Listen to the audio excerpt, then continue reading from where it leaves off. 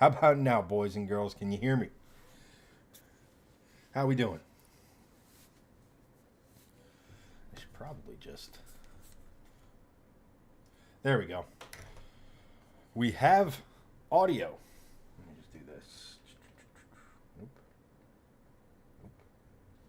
That's power. Oh, God.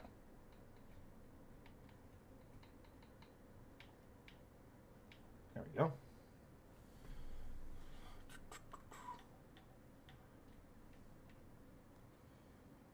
All right. What's up? Let's see what we got going on here.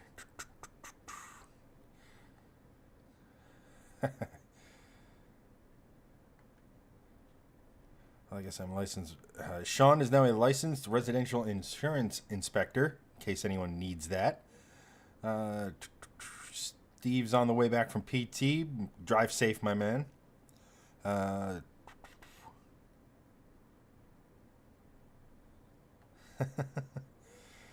Sean has been cooking up ideas for additional aero to his Volvo. Those of you who don't know, he has a license plate splitter, maximum aero. Tonight on Shifting Lanes from Anthony. There are multiple women who have made questionable choices for suitors. Yeah, why is this blue? Configure auto.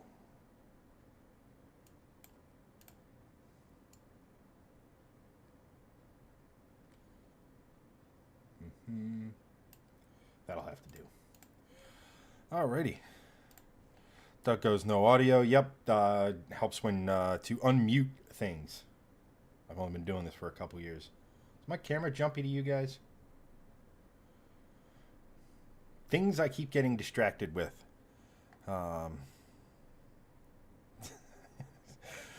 Doug goes, when Shifting Lanes gets their first EV, they should do a silent film review of it. Do it in the old black and white, the old school style. Let's see here.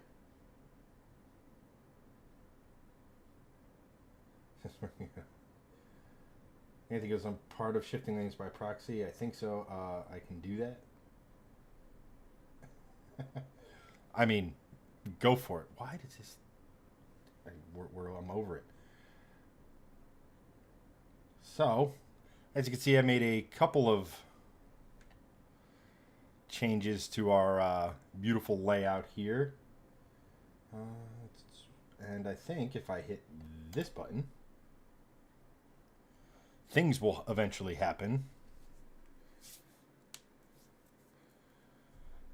Doug has a few top hats that can be used in the film. You don't say. I think we could get it. Pretty sure you have an ensemble. There it goes. So if you look right here, we have a new little widget. So when you like, share, or I think it's like, and should you choose to, excuse me, donate and that sort of stuff, it will now pop up here, and whatever the last thing was will come up here. So one of you needs to like, so it doesn't look soft. There we go. Doug, thank you. Little things that get you through the day. Appreciate it, Doug. Oh, and Doug, 1,000 stars. Appreciate you, my dude. Thank you so much. And we're off to a flying start. This camera is annoying me. Webcam. Configure.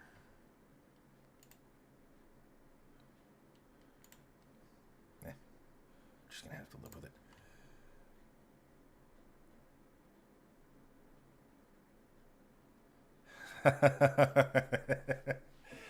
No, we only do that on wine nights, right, Doug?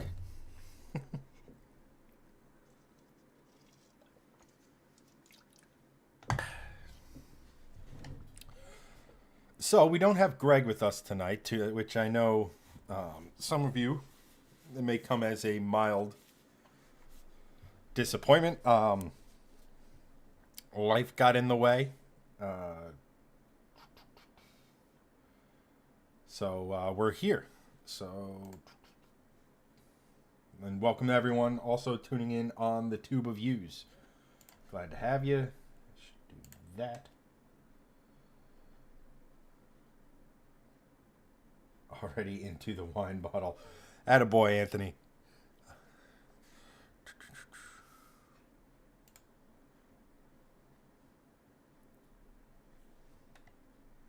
What am I doing? So, what's on the docket for today? We should probably get into, the show, the thing we do here. Couple of news items. Just, to do some news in Greg's honor. No, Sean, that's just a, it's not a protein shake, but it's a, I guess, a supplement. It's basically, it was an observation of Doug's situation, Anthony. Well, I retract my praise of you. No, I'm kidding. So, at any rate, in Greg's absence, we will honor him by going over some news. Most of it newsworthy. And then we'll see where you boys decide to take it down in the comments. And if we need to, we will... I got a new racing sim, as you kind of saw, and some of you already know. And if we need to, we'll hop into that and watch me attempt to practice halfway, marginally, remotely decent racecraft. Anthony goes, he's drinking the blood of his enemies, and there's no further elaboration.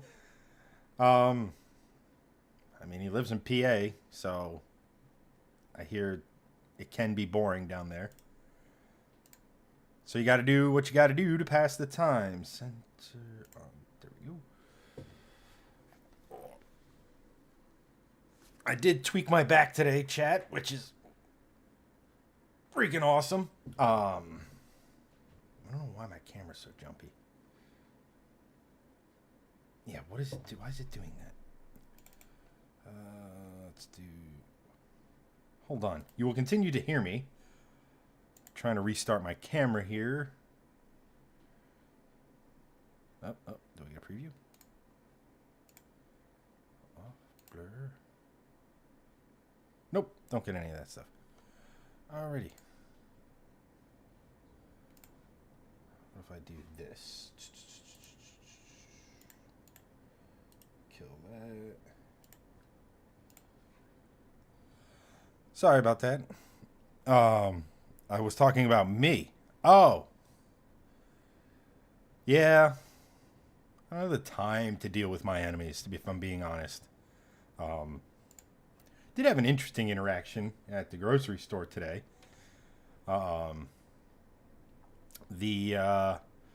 checking out, self-checkout. Had some, decongestant and stuff like that because 'tis the season, and well, it's been ooh, I like that. Let's see if we can do this virtual. There we go.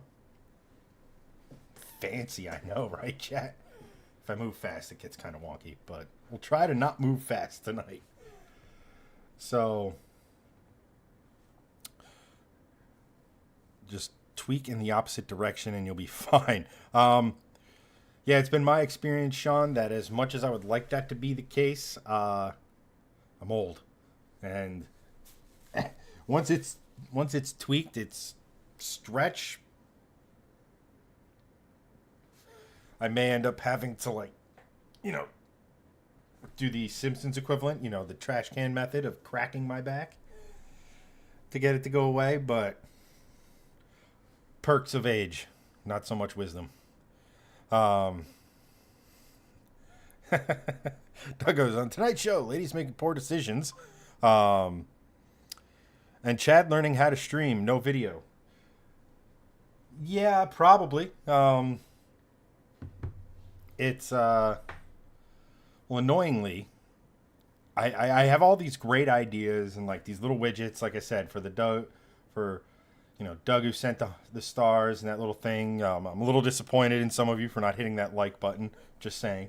Um, and testing it out. Doug was the only true G. Just saying. Um, and that sent me down a rabbit hole of reworking some of the stuff. And I forgot to do the normal thing of what I do is test the camera, test the audio, test everything before I actually go live. Today I just hit the button. And here we are. So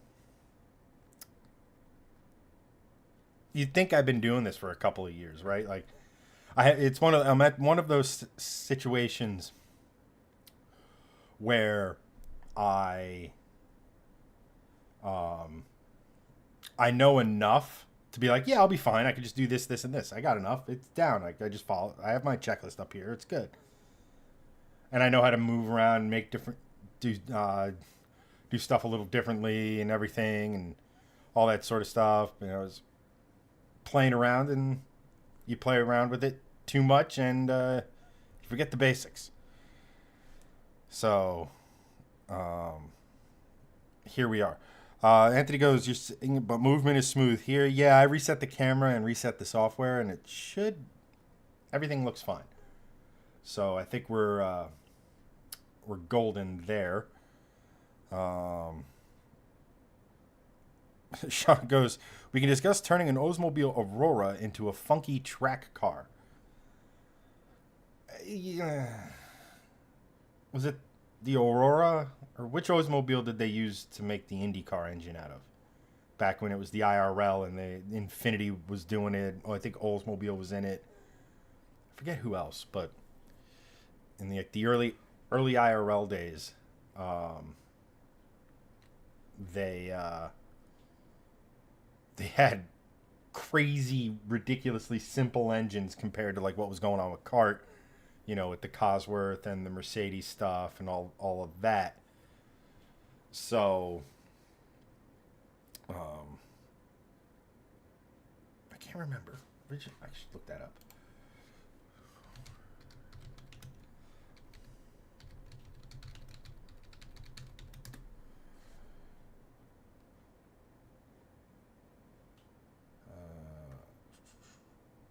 Engine manufacturer, IndyCar, Ilmore, what? Indianapolis, IRL, engine specs and suppliers. This website should be. Yeah, there was an Aurora V8. Is there a list, or is this just a ridiculously long article? Infiniti. I know Infiniti had one. I think that was a version of the VK. Which is crazy. Indy with a truck engine in this century. Although I guess you couldn't make that the Olds was based on the truck. I don't know. I think Toyota was a thing.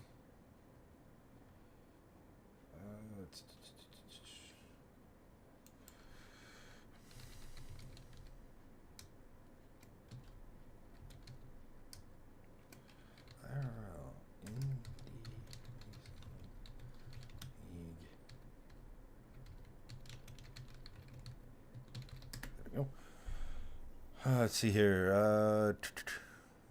Sean goes, technology doesn't always work as intended. It happens.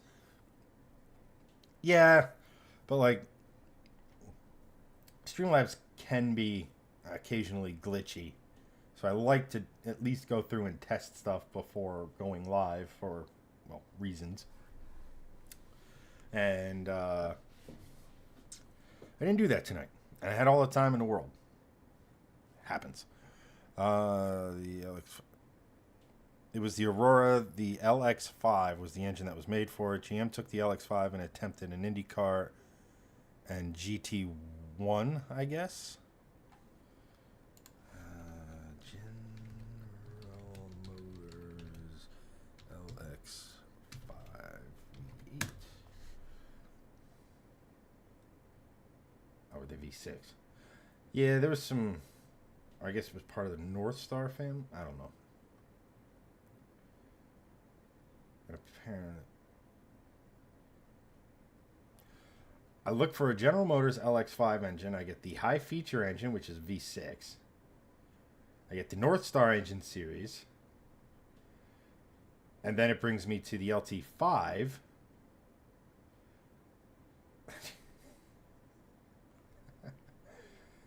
Like, okay, good job. Way to Google. Get out of here. Doug goes. Oh God, there's a lot of reply comments here. And I thought the LX5 was the 3.5 short star found in the Intrigue. Yes. You're right, the Aurora 2, no North Star Aurora, thank you. Strap an RV transmission cooler to the thing. Oh, then Sean goes, disregard the LX5 code, it was mixed up. Steve is back, and welcome. And then Anthony dropping a bomb with 1,000 stars. Thank you so much, man. I appreciate you. And he leaves the message of like buttons are for kids, and then immediately hits the like button. I love it, my dude. Thank you so much. Thank you. You didn't really miss much, Steve. I had a pitched battle with technology. We have a new I guess it's a kind of shout out graphic right over here, where you can see where Mark Anthony was the most recent liker. So whatever the most recent event is, whether I should, if you do anything, if you share donos, merch purchases, the like should pop up here. And there it is. It updated to. Okay, good. I was just hoping you didn't send just to get the. There's Anthony's 1,000 stars. True rock star. Hey, words, English language. I'm good at all of them. Doug goes, we're talking about Oldsmobiles. It's lit tonight. Yeah, apparently we are. Oldsmobile like used to be cool, but I think that was long before like any of us were alive. Pretty sure. I can't think of it, and nothing's coming. Sean goes, the Aurora V8 was derived from the North Star engine and had some differences to the regular North Star. Like it worked? I don't know. He goes, I miss my Cutlass. Of course you do. I could just sit here and start talking about like random things or random car manufacturers, and you will come out of the woodwork, or I'm sorry, from the rafters with, I missed this car that I owned from this obscure. Like I could just sit here and be like, let's talk about Opel for 5 minutes, and then Anthony like, yeah, I had a GT for like 5 minutes. You've owned everything, which is awesome because car guys, that's the goal. Own everything. Sean goes, to make things more unhinged, the PCM used for North Star cars has been cracked, so tuning is available. But didn't North Star engines suffer from a much, much, much deeper flaw? Steve goes, Aurora are North Star garbage. Anthony goes, I had a 89 Cutlass Supreme International, damn near loaded, awesome car to be honest. I mean, to be fair, you're probably rolling in like the highest of luxury in Virginia with something like that.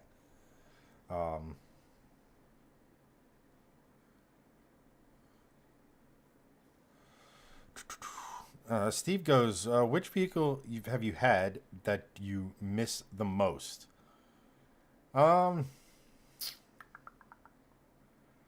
missed the Gen 1 Bronco, but that thing was definitely a young Chad car, and that it wasn't in any way, shape, or form remotely practical, or it was reliable, but like an old carbureted Windsor 351 Windsor. The body panels were okay. Even though the interior was waterproof, it leaked.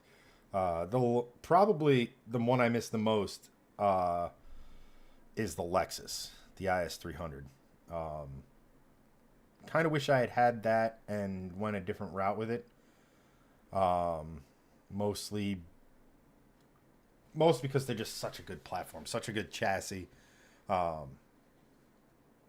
If I still had that car, it would have a 1UZ in it, some variation of a pissed off 1UZ.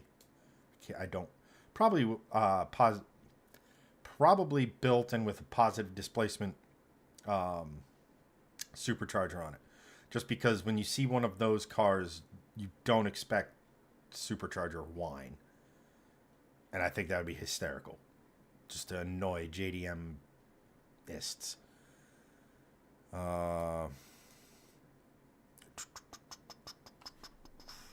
Ooh.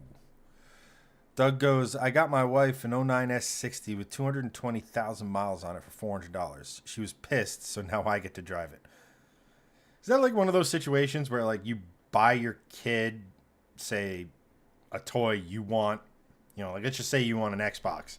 Your kid's like, hey, I got you an Xbox for Christmas. Kid's like, I don't game. Oh, I guess I'll just use it when you don't want to. It's fine. So you get the car with a ton of miles and be like, I've got you a present. And she's like, I don't need or want this. What are you doing? And it's like, oh, shucks. Well, I guess I'll just drive it around until I can sell it. Oh, man.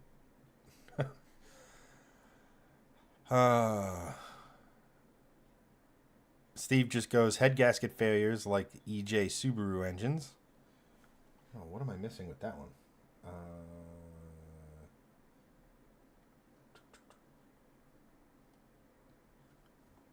I really wish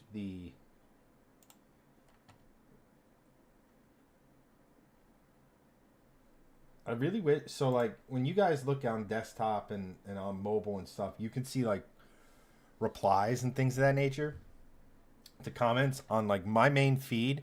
It's just the original comments. So you guys are talking about the Cutlass, which is awesome. And it's like my brain can't keep up.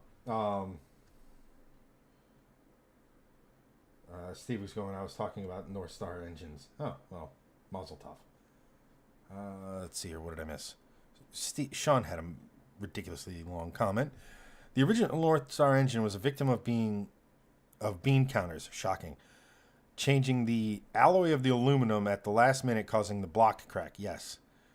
The Aurora engine doesn't seem to have that problem, but it does have some oil leaking issues, and head gaskets have been taken care of. Oh, okay. Steve, body panels on the first gen. Body panels were decent on a first gen Bronco. You get the right one, and like I forget this was so long ago, but even then they were doing like repro body panels. So like we sort of mixed and matched a couple quarter panels here, a fender there, and it was we'll just say well patinaed. So it was in good shape. It was just patinaed. And it didn't match color-wise, and then it just was wildly... And even back then, and we're talking about a time when gas was like $1. Like I distinctly remember going to the pump and like being like, here's $5, and getting 5 gallons of gas in my Focus when I had it. And even then, that thing was just ridiculous. Massive 4-barrel on it. Big-ass cam. Huge. I think we had 37s in early 2000s, so it was such a cool vehicle to have as a high schooler. But eventually, in practice, it was a cool project to do with my dad, and then we eventually got rid of it for my second Focus. Second Focus, yeah. Speaking of the North Stars, I think the same guy who plays around with the Atlas platform straight sixes from GM. What the hell is it? Like Nivlac 64 or some shit? Nivlac 57. He's playing around with, I think he's playing around with some. Yeah, he's playing around with North Star engines now. He had a video. I forget exactly which one. We'll just see it.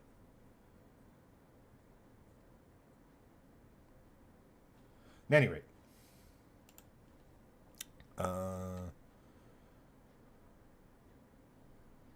yeah, Anthony misses the Cutlass. The only problem was old GM interior crap. Yeah, that was definitely GM's MO for a long time. Quite a long time. Doug goes, yeah, I bought the S16, had it sort of hidden at the dealer, then actually told my daughter. She suggested giving it to my wife for Christmas. Oh, she just wanted the big bow, man. You should have just put in the big bow like they do in the Lexus commercials, and everything would have been fine.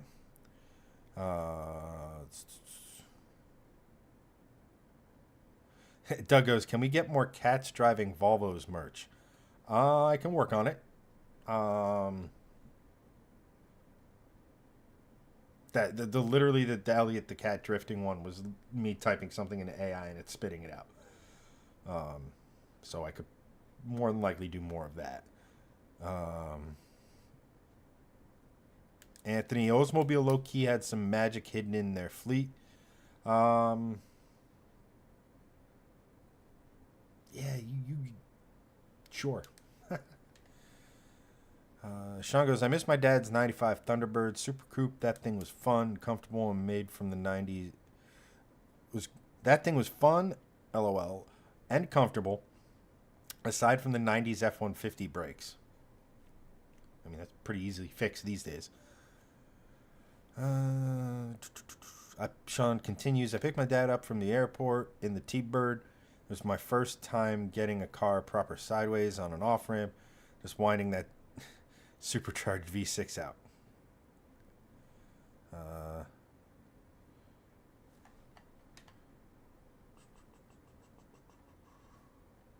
Jeez Louise. Steve goes, I had a 9380 Davey Allison T-Bird and a 95 T-Bird with the garbage 4.6. So, this is coming from a Mustang guy. The mod motors, when you look at them and the power they were producing, was on par with, say, an LS1. And if, between the 2-valve, the 3-valve, all the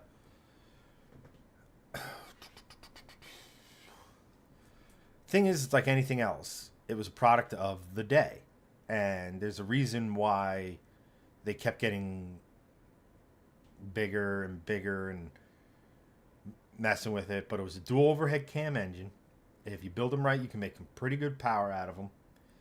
And all of the lessons they learned on those went into, their masterpiece that is the Coyote. And you can get mod motors pretty cheap. And if you get built ones, it's a pretty inexpensive way to get a pretty good amount of horsepower. And then depending on who you ask, it's they're decent little motors like everything else. It's not like the North Stars where there was a fatal flaw. Although I think according to that Nivlak video, later versions used a different alloy in the blocks. I'm almost positive he said that. I gotta find that video because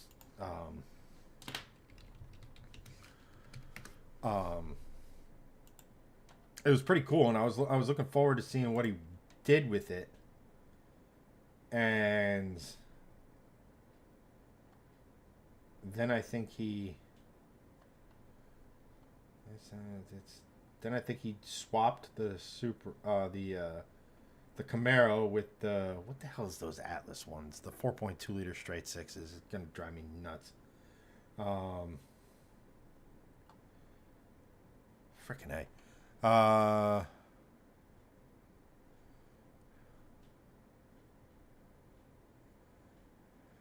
Yeah, Sean, they did make a dual overhead cam. Even the single overhead cam ones made decent enough power. Again, think about it. These things were making 350 horsepower. At the same time, an LS was, which was 1100 cc bigger, was making the same. NA.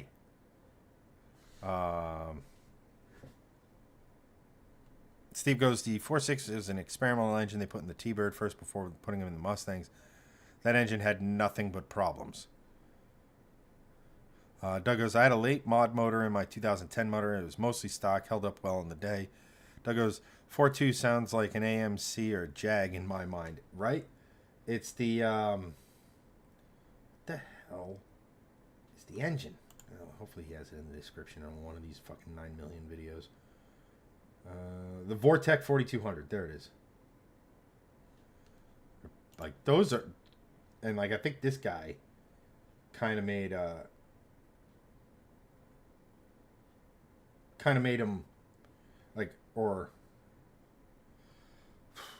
this Nivlak guy kind of tuned in, like people were using them and building them, and there's like stuff out there for him and stuff like that. But I think this dude, he kind of tuned it in. There it is. Thank gosh I found it. It's driving me nuts. I'm just gonna drop this in here. I can't do okay.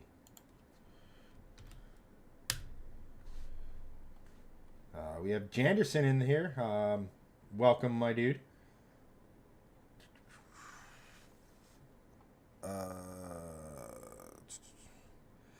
The Atlas 4.2 is based off the LS, but an inline 6. You kindly find them in Trailblazers, Saab 5, Buick Rainier. I mean, they're all the same platform. And it was based off the LS?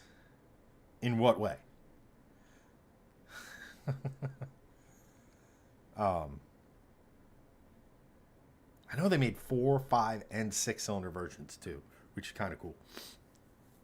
But, I mean, dual overhead cam, straight 6. Blocks seem pretty strong. And I know they have rotating assemblies and things like that for them. Let me see if I can actually keep up with this. Steve would go, I'd love a supercharged or late 80s turbo T-Bird. I mean, I think we talked about this off stream, but like, you could do a whole mess of stuff. I mean, the Fox platform has so many cars in its family that, I mean, possibilities are endless, because you could take a Fox T-Bird, put a 5.0 in it, the old small block, and away you go. Do anything you could put in a Fox body Mustang, you can do with that. Like the not Mustang Fox body that I play around with. I think maybe the Fox body I play is like a Capri, and like do something weird with it. You know, like maybe a Barra, or like find a not V8 engine and throw it in there. Not a 2J. And definitely not like a K series or any 4-cylinder. Definitely not a rotary. That Vortec would be a cool little thing to throw into it. Shit, I'd even throw like a white block in it.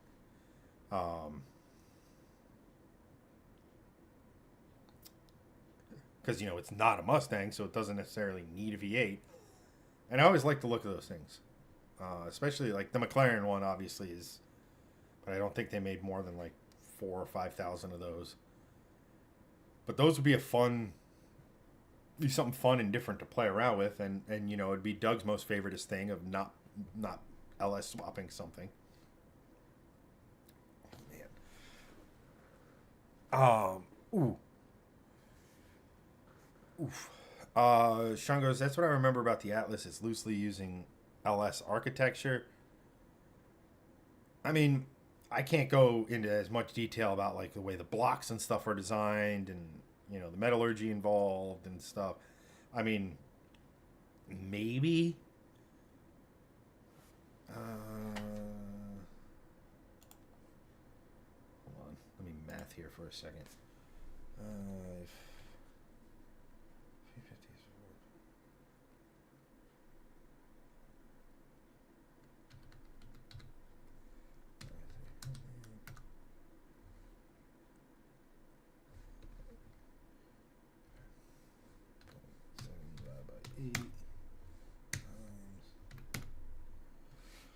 Best of my knowledge, best I could think of is that maybe it used a similar bore and stroke, and as such had a similar bore centers or bore spacing.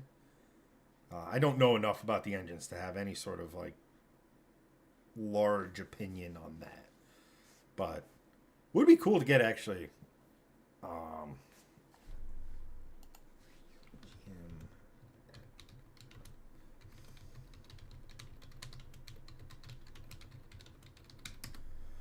would actually be cool to have like a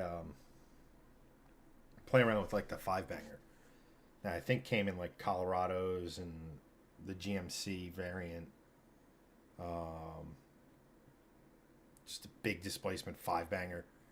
I think that'd be kind of cool to mess around with, and especially if it has like the if it has the like that 5-cylinder howl to it too. I don't know enough about them. So,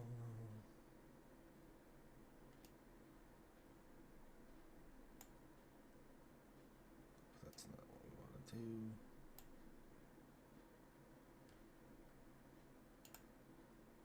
There we go. Sean goes, I still want a V8 swap an Aerostar van. Of course you do. God, that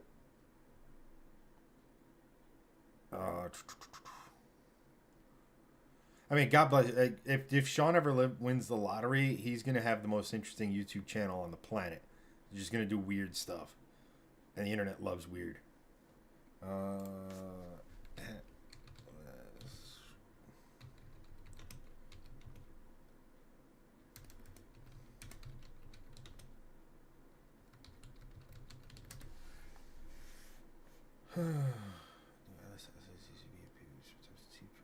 Adapter Atlas 400 has never been easier. Aftermarket Atlas. There's a whole Facebook group.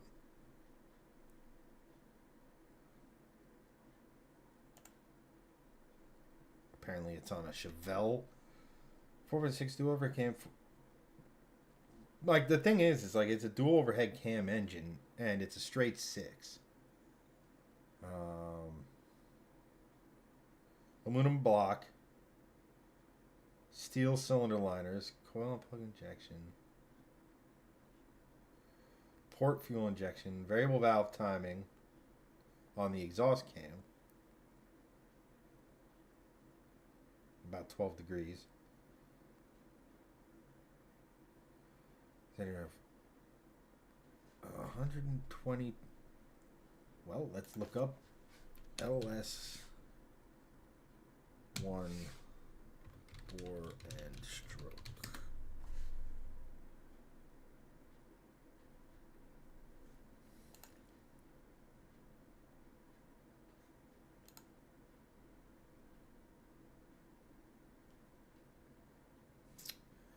Stroke of 99 millimeters. 4,200. Oop. Oh, crap.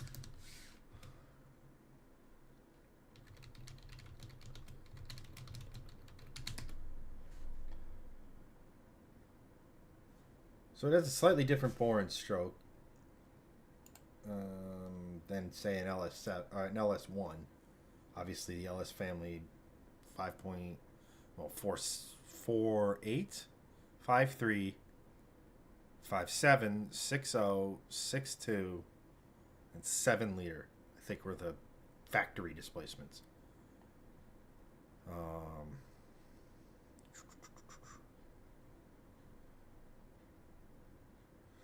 Sean goes, that 5-cylinder was like 3.5 liters or something. Yeah, 3.7. It's a big, chunky boy.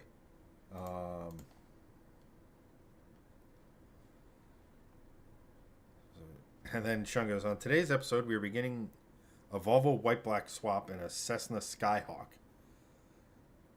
If I cared at all about planes, it'd be a cool thing to get into. Like, I can see the appeal. I just don't see the like I can see why people will get into like planes and flying and things of that nature. Just I don't know, man, which is weird because in high school, one of the colleges I was applied to was the Naval Academy because I wanted to be a naval aviator. Naval aviator with communication skills like that. You can see why I ended up at junior college. At a junior college. So like that was always the thing, and then like I don't know. That as soon as I got to college and was playing ball and doing all that, it was just one of those things that just went away. Not this bad thing. Oh boy, we have some more spaces.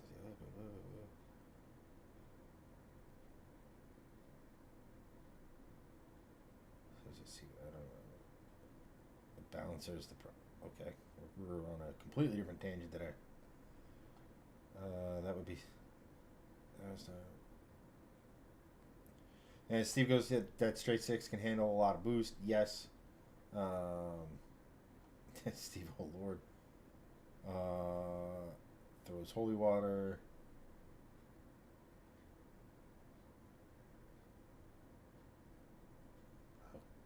Wow, we went off the rails there. Attaboy, chat. Sean goes, I'm not brave enough to fly any plane. I modify for what that's worth. Yeah, if like the engine stops working in your car, kind of come to a stop. Engine stops working in your plane, you don't immediately come to a stop, but it's coming, and it's usually a little more violent. Although a lot of those like lightweight Cessnas and stuff, their glide ratios are fucking insane. So you might kind of, assuming there's a place to land, have the ability to do so. Doug goes, I got an RC plane for Christmas for my wife. Yeah, okay. I bought it myself, RC airplane, because I wanted one since I was a kid. No one ever got me one. If you haven't noticed, I did really well this Christmas. It's the only way to do it, my dude. I'll look into why this video called it. No, that's pretty ass.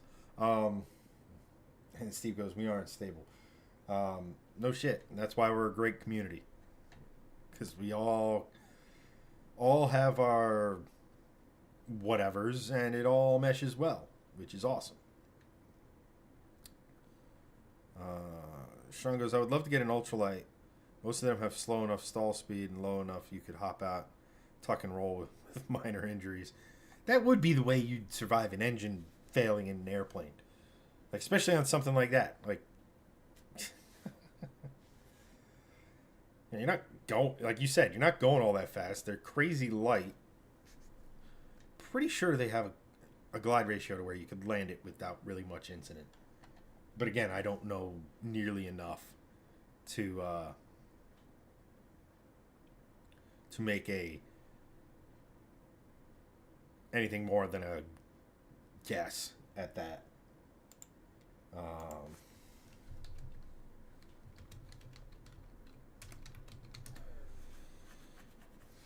But I mean, like I said, like I get why. And here's the thing: like I don't even know if it's still up and running, although I do see planes in there all the time. I live not far away from a small airport, and I mean small. Like most of your houses are bigger than like the entire, whatever you want to call it. There's no hangars. There's, I guess you like, I don't know what that best way to. You could, the people who park under stuff have their own like temporary structure kind of a deal, but at any rate, it's right there. I'm not kidding. It's like 5 minutes if I get all green lights from my house.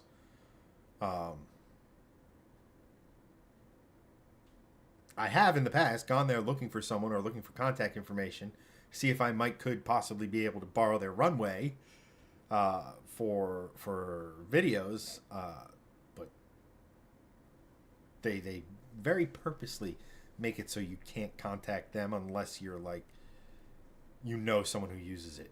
Again, even if they are using it. And to be frank, I don't know if I've driven it by that recently. I know the last time I was there's some planes out there. I don't know how airworthy they were. But at any rate, I could go, I can hop in that, fly down Sean and Anthony's way, And um, in a fraction of the time it would take me to drive.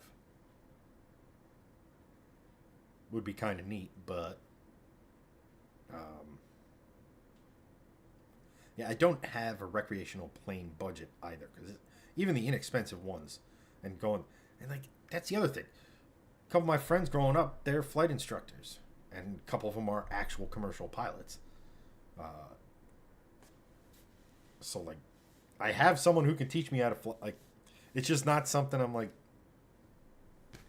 It's like boats. You know, some of the craziest, most insane engines I've come across are boat engines. And I think there's actually a boat out there running dual white blocks. If my brain tangent. Dual.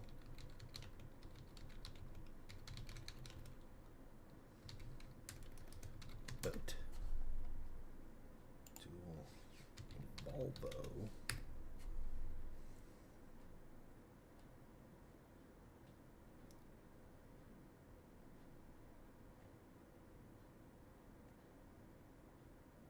Oh, apparently Volvo has like a maritime freaking division. Sure. Of course they do. It's...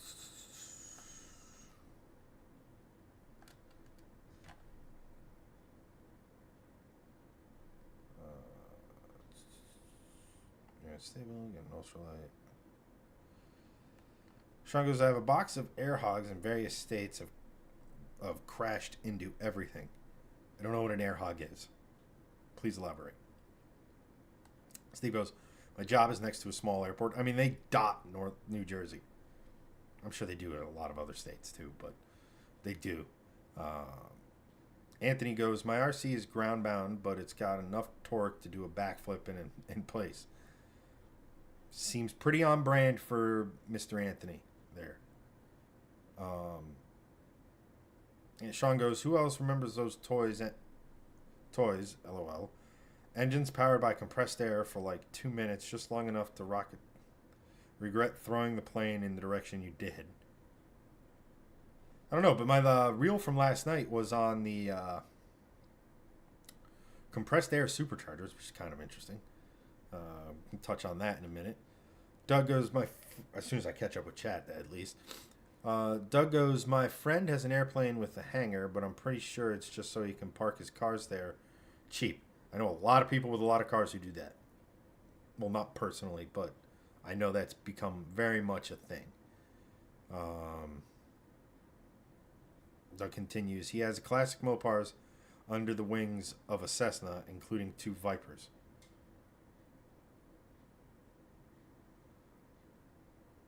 Are we considering Vipers classic at this point? I mean, they're going to be. And I guess technically if it's, when did the Viper come out? I guess it's technically old enough to possibly get QQ plates. Or historic plates, I should say. When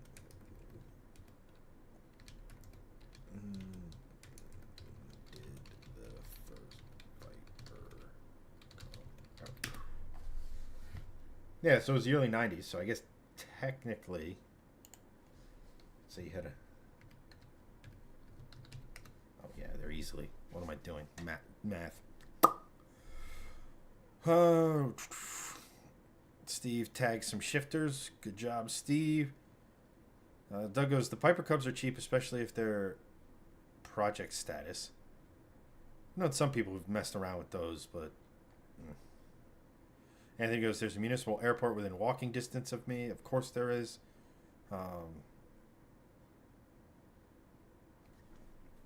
Sean goes, I once paid to help a guy get a plane with twin engine Continentals running. It had a wiring issue with the plugs and one of the fuel pumps. Anthony goes, you could essentially land in my backyard. That is a good point. I also have a sneeze coming. Doug goes, Penta back onto Volvo's maritime division. Of course you guys know that. Like, duh. Who am I talking to? They have some cool red block intakes for Volvo boats. Part of why the Ocean Race Edition exists. It's a 93 and 96 Viper. Guess we can consider them classic. It's not that I'm not down with the first gen Vipers. It's just hard for me at my age to consider a car from my youth a classic. Like, it's just, I was 93, I was 9 or 10, depending on what time, or 93, I turned 10. So 30, yeah, I mean, I've said this multiple times, but one of the bedroom poster cars was a Viper GTS. So technically a second gen Viper, but the coupe. And that's still one of the cars I want to this day. I'd love to get one. I'd love to either build the motor or get like one of the V10s out of the more modern ones that made more power. Like if I could find a motor out of the last gen Viper and put it into the first Viper GTS, that'd be fucking epic. It'd also be a pretty interesting death, but what a ride it would be.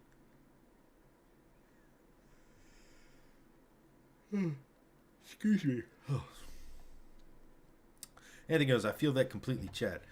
It's weird to see these classic plates on 90s cars. Yeah, it is. It's so freaking weird. Like,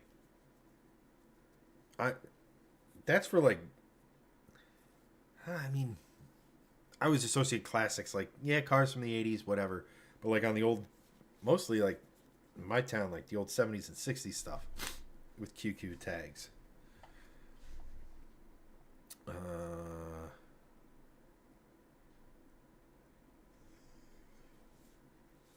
Oh shit. Oh fuck. Well, we've started yawning. It's going to continue regardless of how not tired I actually am. Thanks, Sinus. Doug goes, Viper is pure sex. I love driving them. I have had an opportunity to drive. What year was it? I haven't driven a first gen or a second gen. I've driven the last gen. And then whatever the generation before that was. And they're so much fun. They're so cool. And it's a weird thing because the Vipers are such a thing, right? That engine is enormous. We all know the history of it. V10 truck engine sent off to Lamborghini because they could do aluminum casting better than Chrysler could at the time. All aluminum, 8-liter V10. I think it got eventually punched out to like 8.3 or 8.4. Just enormous engine. Went on to Le Mans, kicked the crap out of, the European elites, as a GT1 car. Won overall at Daytona. Overall, beat prototypes in the process. A feat duplicated by the C5 Corvette, or the C5R, the first of the modern Corvettes to go back to, sports car racing, or top level sports car racing. I know like the C4 and stuff. The C3 did a bunch of stuff, like whatever. And those came with, the 427, just an absolute and then another monster engine. And the year after the Viper won overall, Corvette did it. And the car that finished second, Steve should know the answer to that. But it was the number 3 car, driven by Dale Earnhardt and Dale Jr., and I forget who that third driver was.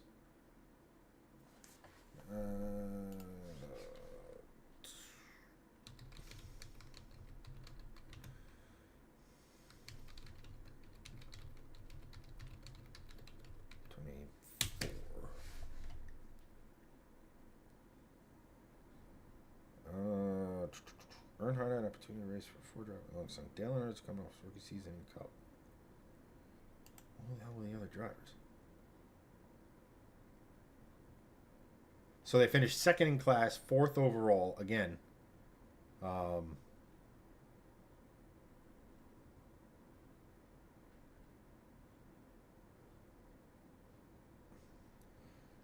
weeks after his Rolex. Holy crap. Okay. So this was in '01. And that was obviously the year Dale passed. Holy shoot. It's cool for him.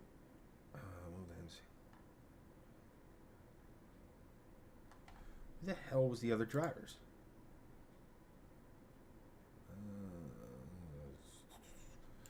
Let's just do this. 2001 Rolex. Son of a bitch. Let's go to chat.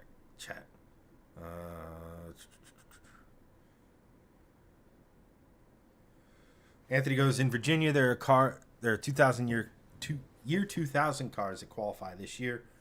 Same here, we're 25 years. I think that might even be a national law, which is why the 25-year rule exists for like imports, like the JDM stuff, or even like the European stuff, which obviously isn't as heavily done as the JDM stuff. Sean goes, we are getting old enough that most of our beloved 90 cars are now 25 plus years old. I gotta,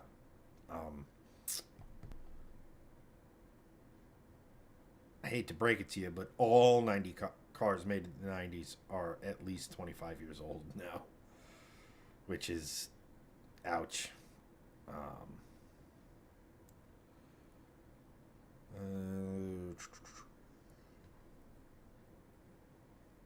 Like I said, Chad, it started. I'm not tired. It's just once I start yawning, I can't stop.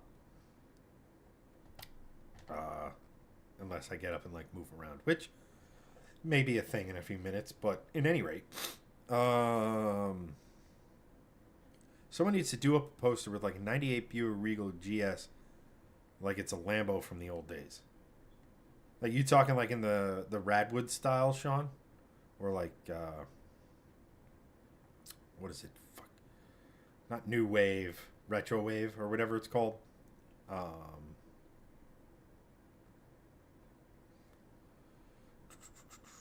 could actually show you an example of what I'm talking about.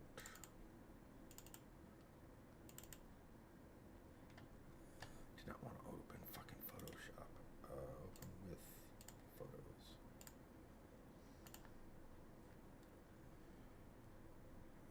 Desktop.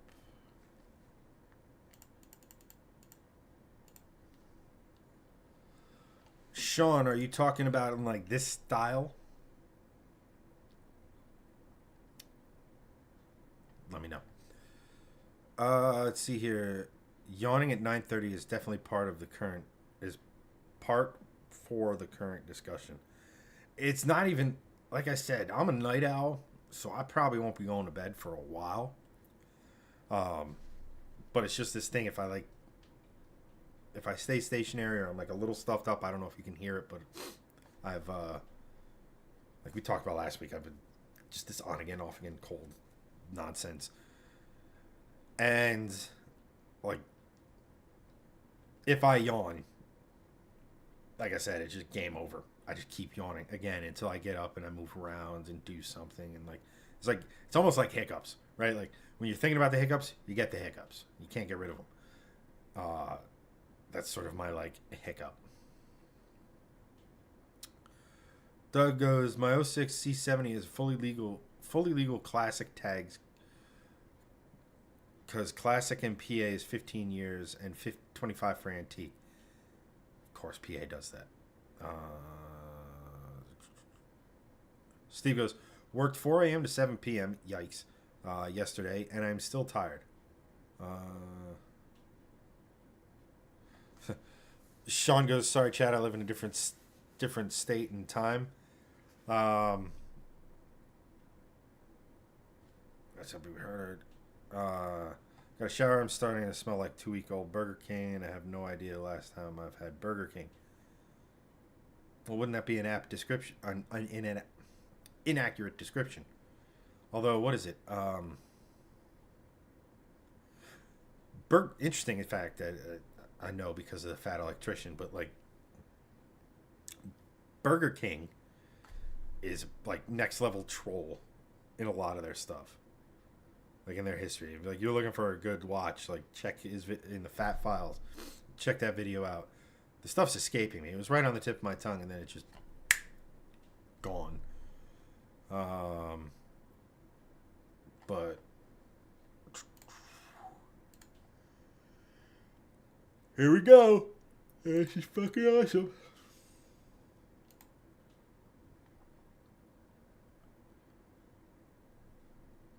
No, because a coworker left Burger King in a rig, and I found it 2 weeks later. Fun times. Search directly for it. No thanks.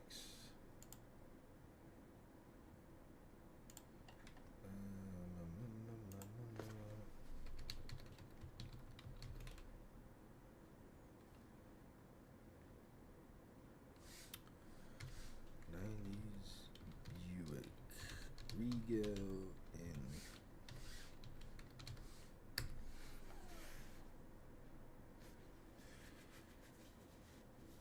Yeah, I remember watching that, Sean, the Fat Files video about Little Caesars, and like, Nick just shows up like, what? Nice. Just in time for Steve to leave. Oh, what up? Huh. I don't know why it cuts off the last line.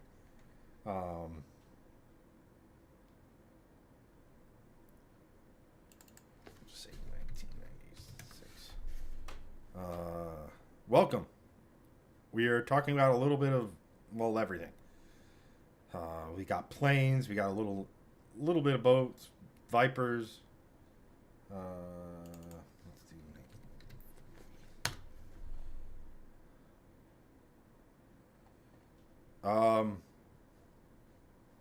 Well, my dude Anthony, I have good news for you. If in case anyone. Yes, I was trying to avoid that mental image. Thank you for bringing it back up, Doug. Appreciate you. Don't you have like some sort of like Steam device to rebuild? I'm just playing.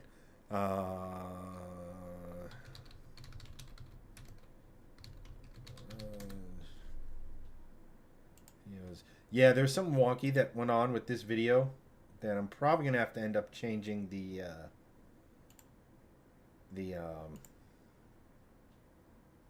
what you call it, the title and thumbnail.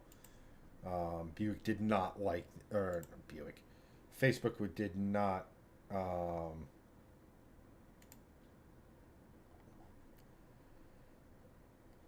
remember. LA. Oh, nice, man. Well, be safe out there. Dang. But Anthony, there you go, my dude. Yeah, Anthony's referencing a video I just made. We released it last Sunday on a British Grand Prix driver. It wasn't technically called Formula One at that point. In the 1930s, British. Remember, it's key to remember that this man is in fact British, and he was a spoiled brat, born into aristocracy. You know, his what the hell? I got to read you guys the quote because it's like straight out of the British Handbook for insulting someone. Let me see here. Yeah, so he was born. His father unfortunately passed while Dick was relatively young, and yes, his name is Dick Seaman. It gets better because his full name is Richard John Beatty Seaman. So technically, it's like some sort of algebra problem for the perpetually immature. Dick plus Beatty equals Seaman. I'm so getting demonetized for this. Don't care. But they were fabulously wealthy. You know, multi-millionaires in today's money, but back in like the 1930s. And his mother was described as, and I quote, ferociously pompous. It was described as a ferociously pompous grand dame of the absolute stiffest corset. That is old English or English aristocracy for. She was a monumental snob. And as they do, they wanted Dick to go into like politics or be a lawyer or any of that sort of stuff. But he got the bug and he wanted to go motor racing. Well, he participated in some racing in Europe, or not Europe, in the United Kingdom. Went to continental Europe. Was actually successful. And I won't really spoil too much of it, but he ends up catching the eye of Alfred Neubauer, who was the head of the Mercedes Grand Prix racing team. And again, you got to remember, this is like 1937, if memory serves. And you have to remember just what was happening in Germany in 1937. You know, there was this dude over there who, you know, had a terrible mustache, liked giving, you know, salutes and what have you. And he was already up to a lot of the pre-war Germany, as we all know, was acquiring land via the gun, at the end of a gun barrel diplomacy, right? They were like, we want this, we'll go to war for it, or you could just give it to us. And nobody wanted to go to war, so they just gave it to them. But they had already started, the famous book burnings. If you were like me and you were forced throughout your academic career to read Fahrenheit 451 9 quadrillion times, that's in reference to the book burnings, where basically if it was deemed anti-German or German Socialist Party, it got burned.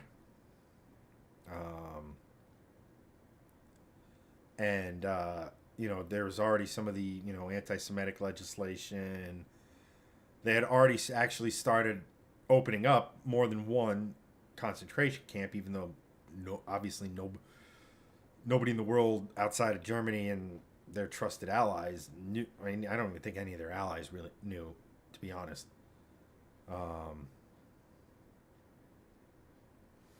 So they had already opened some of these concentration camps. And the thing about, to bring it back to motor racing, was that Auto Union Audi, but it was Auto Union at the time. They had actually crazy. These were two, and Auto Union and Mercedes were the class of F1. The Auto Union, I think, was using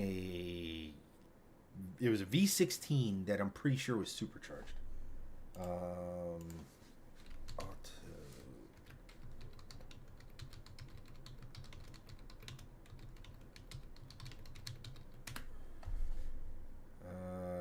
Yes, it was 3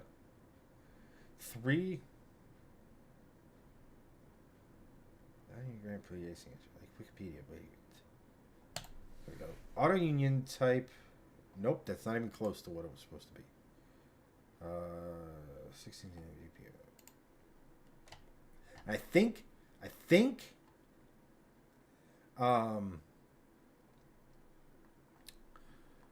Ferdinand Porsche was involved in its design. But it was a 16. Oh God, this is a massive article. Narrow. So it was a narrow angle, 45 degrees, V16 of 4.4 liters. It's remarkably compact, short and sturdy piece crankshaft. But like, it was absurd. But the thing is that, and the Mercedes was running a small displacement V12 too.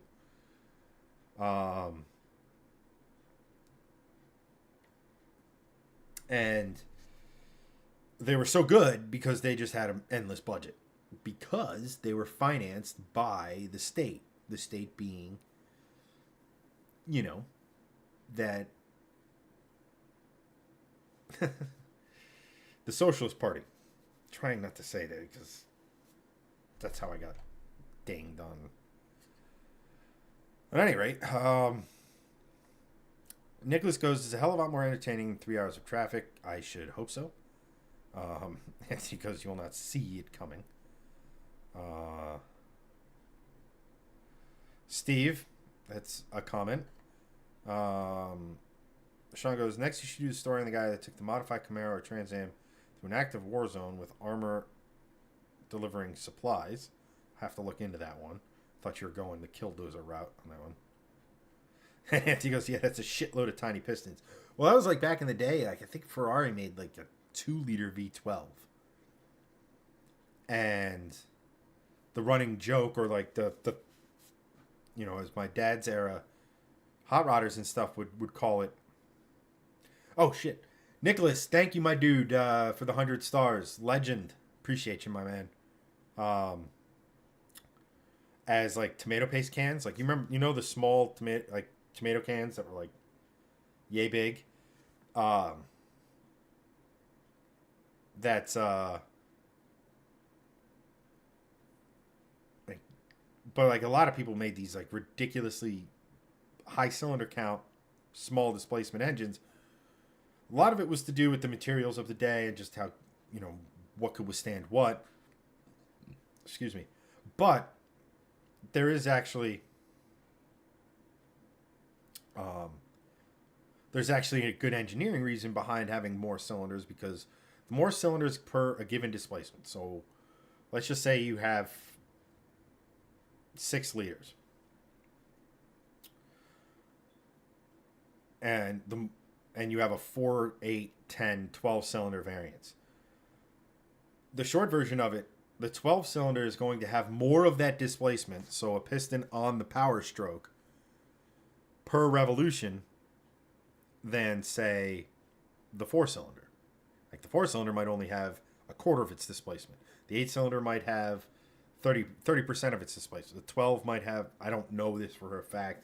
I have absolutely no idea.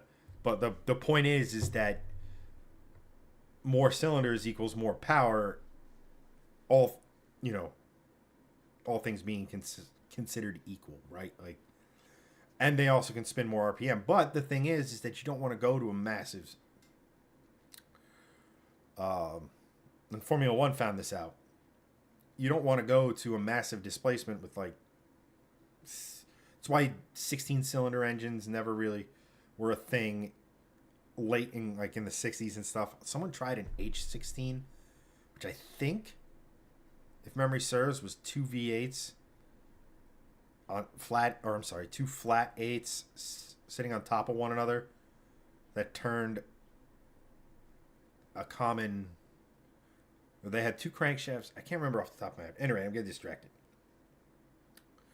Because the more cylinders you have, the longer the crankshaft. And the longer the crankshaft, the more prone to deflection and vibration and things like that. So they found, in terms of being able to rev the highest, that the V10, the 3-liter V10s, were the magic, the secret sauce for high RPMs. I think Cosworth. I mean, most of those 3-liter V10s were revving to like 18,000, 19,000 RPM in the mid-2000s. And I think Cosworth got one up over 20,000, which is insane. Because, and they were making a crazy amount of power given their size, but they're, F1 engines do that. I think they're running 16 or something ridiculous. I think the modern engines with turbos are running something insane, like 16-to-1 compression with boost. They're obviously running, crazy octane fuels, and everything. But now I need to look that up.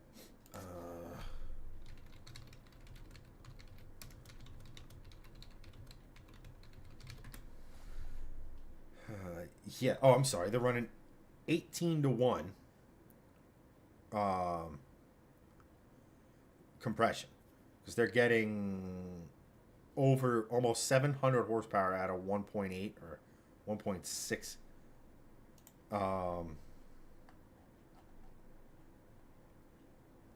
liters of displacement, which is, and that's just on their 1.6 liters, 700 horsepower. And that's just the combustion engine. They're over 1,000 when you consider the hybrid and stuff. To me, that's fake horsepower. Does it exist? Do they have it when they deploy it? Yes. Is it there case in point, the supercharged Coyote in my old Mustang made 705 horsepower at like 6,200 RPM, somewhere in that neighborhood, right? With the hybrid stuff, they can only deploy it here and there. They can't deploy it. It's not like every time they put their foot on the gas, the hybrid is adding that horsepower. It's the same thing with the Le Mans cars and everything.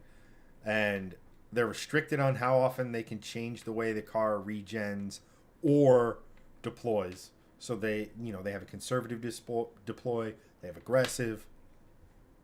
Same thing with the regen and everything. And yeah, it's a thing where it strikes me as fake. I would much rather have them say the hybrid assist adds 100 horsepower, but it adds 100 horsepower whenever they want. Or like a regular engine, right? It's not for out of this corner and out of this corner, or it's on a push to pass, and you can only use that push to pass for a certain amount of time in a given lap. The hybrid is very much like nitrous, 100%. It's a boost. It's a push to pass, or whatever nomenclature you want to use for it. It's not constant. And that irritates me to no end.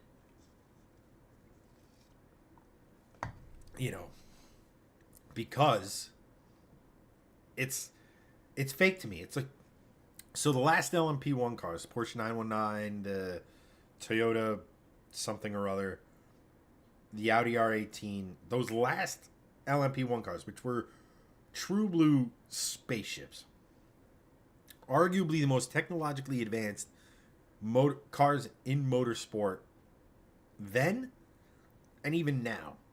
I mean, the F1 cars of today now with the ERS, the way they can harvest electricity from the turbo system.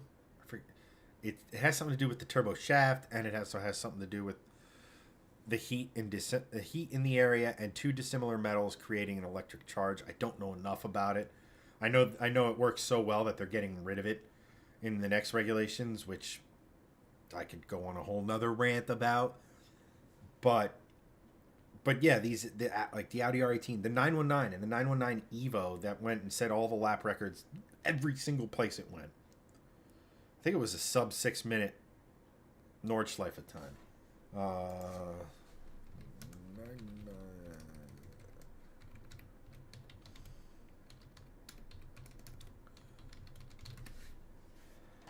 Yeah, it was 5 minutes and 19 seconds around the Nürburgring.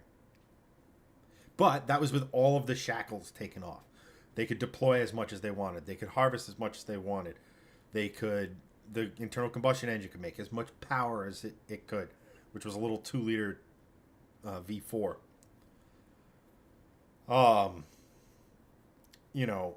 These things were spaceships. And they always say 1,000 horsepower. Well, yeah. I'll use the Audi for an example.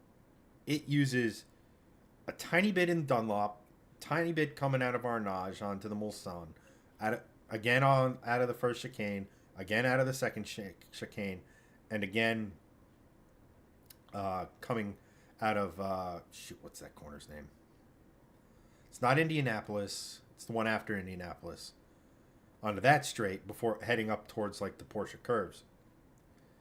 And they use it there. Everywhere else, it's a big ass V6 diesel, which I'm sure Anthony loves. Which was only making about 600 horsepower. Nothing to shake a fit, like nothing to bat.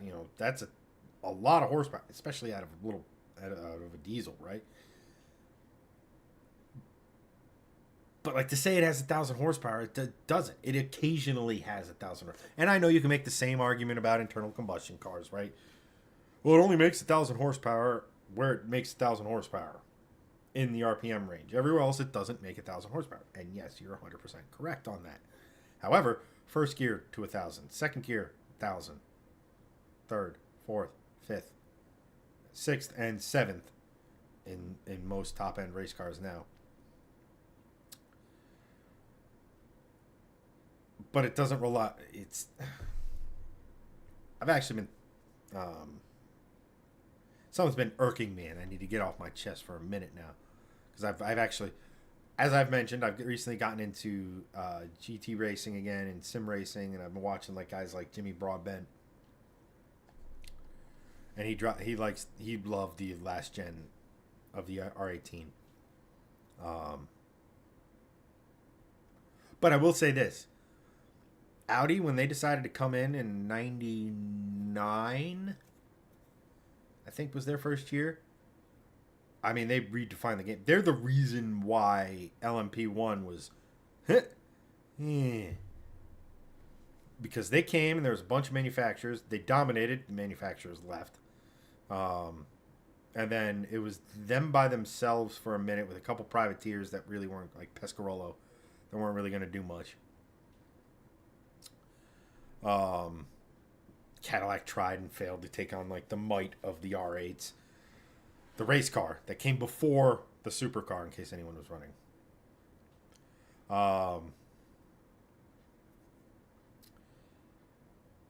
You know, they brought the R10, which had a 5.5 liter V12 diesel. That was just a monster because what have you. But the long and short of it is that Peugeot came and raced against them. In the end, Porsche and Toyota were racing against them. But it was nothing like we have today when they made the rules simpler and more affordable, to where we have Peugeot, Ferrari, Alpine, Porsche, Cadillac, Lamborghini. You get the idea. There's more, but I don't want to sit here and try to think of them all.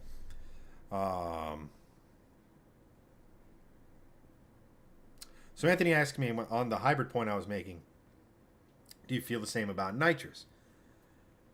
And it's yes and no. So this is actually a really good point, because it does bring up the reel I made for last night. And that was on compressed air supercharging. It falls in the same vein as nitrous, right? Nitrous is a push to pass if you use it in a road racing capacity. There were the Whittington brothers famously used nitrous in a 935. You want to talk about like absurd racing. 700 horsepower in like the 70s at Le Mans. And they were for qualifying and stuff at, I think, Daytona for the 24 one year. They were using nitrous, and this was later found out because there was a company set to restore one of their cars, one of the old Kramer 935s, and there was just this hole in one of the doors or sections. I'm like, what the hell is this? And you go, oh, you found where the nitrous bottle went. So they would go in qualifying, and for one lap, they just run it on nitrous, melt the motor, because these guys had more money than whatever. They had some legitimate businesses, and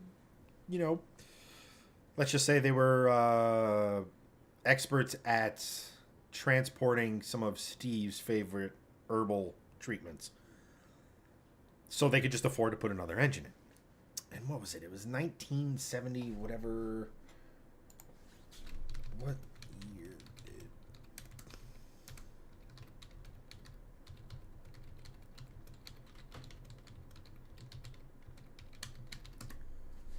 So it was 1979. And they show up, and the Kramer owned the cars, and they paid to get their seats and drive in the race, and as was the thing. But these guys were just ridiculous. They had so much freaking money. But they had nitrous in a car that was already making 700 horsepower. The point I'm trying to make is that nitrous in road racing is a push to pass. It's a gimmick. That car doesn't make 1,000 horsepower per se, right? It can, but it depends on how much you have in the bottle. In terms of drag racing, when it comes to nitrous, it's like everything else.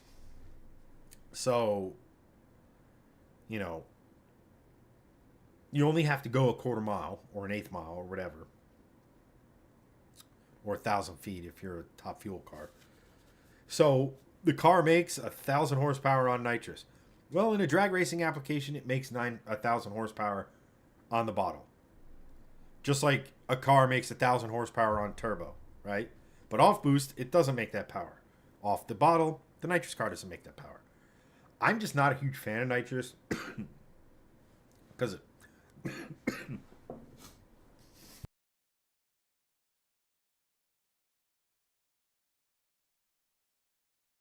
excuse me, because what it does to like engines, and again, it's not there all the time. And I'm not in a motorsport. I'm not a drag racer. I, if I want adding power to my car, I want it to be something that's there, not, you know, you let's just say if you don't run out of boost on a turbo or a supercharger, right? And what I mean is, it's not like you have 30 seconds of 30 psi. After that, no boost. Which brings me to that compressed air supercharging thing I was talking about. And it's as dumb simple as you think it is. It's literally compressed air tanks into the intake. Job done. And I think the Camaro they had, it was like a 7-second Camaro quarter mile, so not at all a slow car. And I think they were getting the equivalent of 30 pounds of boost out of it.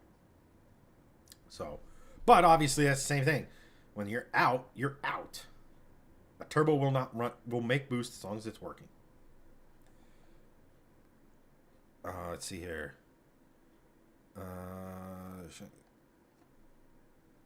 Sean goes, again, on the Formula 1 and LMP things, it seems like they're taking driver skill out of the equation. It's actually the exact opposite. So the LMP1 cars were four-wheel drive, too. So when you hit that button, you were getting 700 horsepower out the back, 500 horsepower out the front. So they got up and properly went. So the driver, in addition to seeing how much electric he or she had harvested, has to deploy it by pressing a button. You know, in addition to the lines and stuff like that. And cars of this type and this speeds these cars were capable of, like, it's not taking. I mean, yes, four-wheel drive does help you out of a corner, but you're still deploying a shit ton of horsepower. It's just not always there. It's not like back in the day when Martin Brundle, a Nissan driver at Le Mans, this was prior to them adding the chicanes. The wastegate failed, and it failed in such a way that it was closed. So that car was making 1,000 horsepower, just like you would see on the dynograph. And I think it got up to like 249 or something ridiculous on Mulsanne, which is over a mile long, by the way, without the chicanes. So,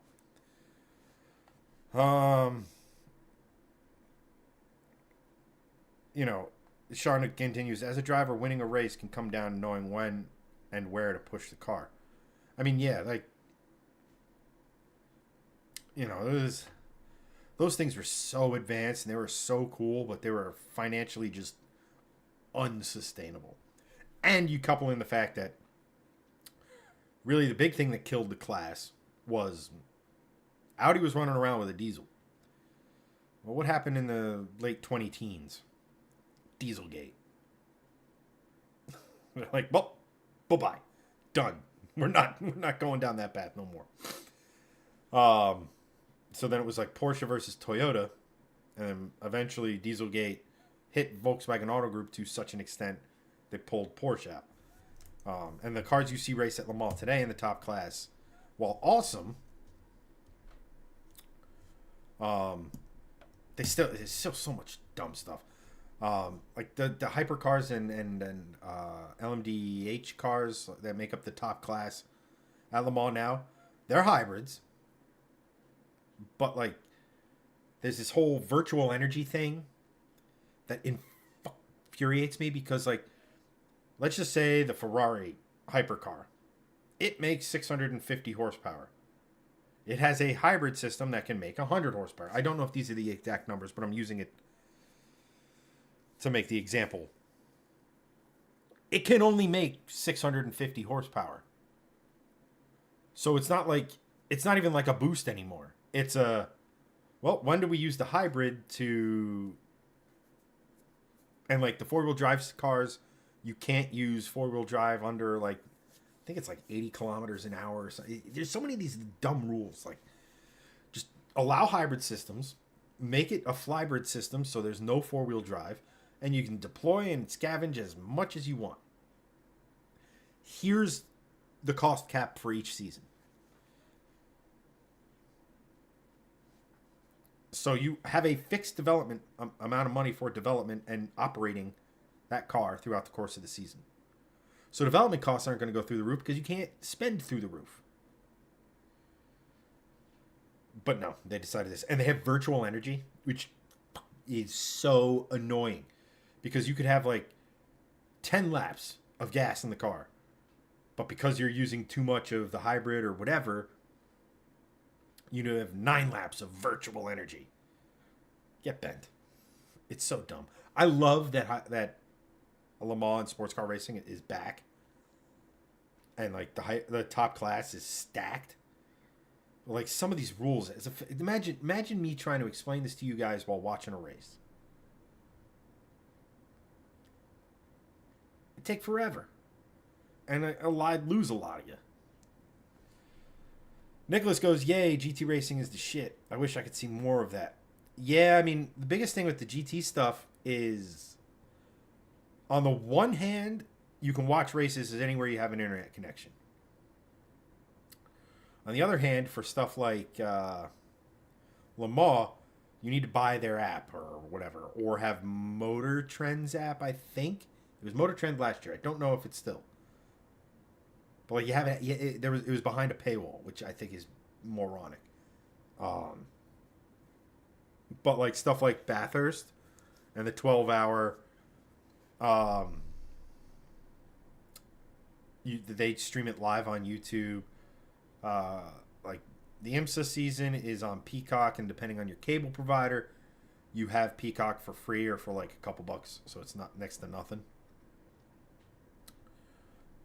IMSA TV in the rest of the world. Not that this is an international audience or anything, but I was reading it the other day. It's stuck in my brain, so now you guys know it as well. Sean goes, oh, I just remembered a racing story that would be great to post. The Dakar rally that got kidnapped by terrorists, memory serves, escaped, stole his vehicle, and finished the race. Dude, if you like Dakar, I think it's on Amazon at the moment. Where to?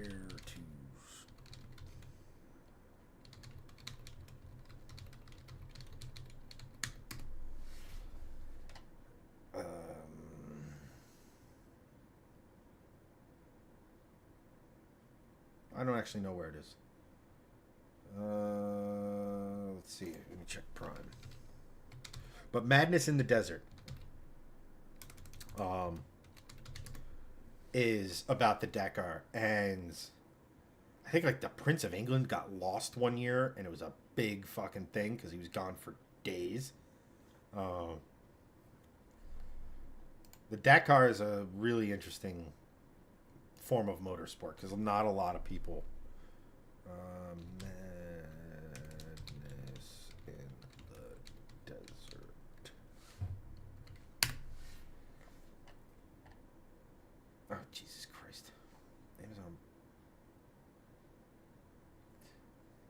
I don't want Prime Video. Prime Video. Oh, forget it. Anyway, that's a great one because it's done by the same people that did Grand Prix, The Killer Years, and Madness in Rallying, or When Rallying Went Mad, some in that neighborhood, about the Group B cars. They do a really good job of capturing more than the race and telling they do a good job with the storytelling and stuff like that. Sean also goes, didn't the 70s give us the Chaparral 2J with the fan that kept the car sucked to the road? Yes, It had a snowmobile engine driving the fan. That was it. It wasn't like the Brabham fan car. I think it was the Brabham fan car in Formula One. That was a Gordon Murray design, by the way, of McLaren F1 fame. Which was, the fan on that was driven off of the crank or the drive shaft or something like that. I think it was the drive shaft. Maybe. I can't remember. No, it wasn't the drive shaft. It was something, had to be off like the crank. Because I think it was,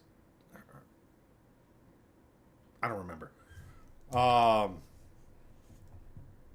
But the Chaparral used the snowmobile engine, and like for the same reason all these other fan cars, like the T50, the new Gordon Murray car, is a fan car. It's using the same basic concept. Again, that doesn't have a separate engine for the fan, but it runs off of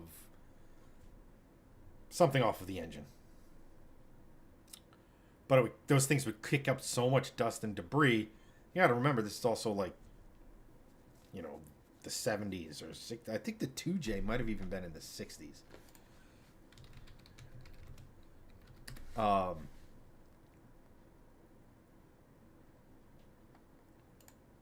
But it was, oh no, it was in 1970. So you were right. But this was just as the world was kind of getting understanding ground effect. Or ground effect.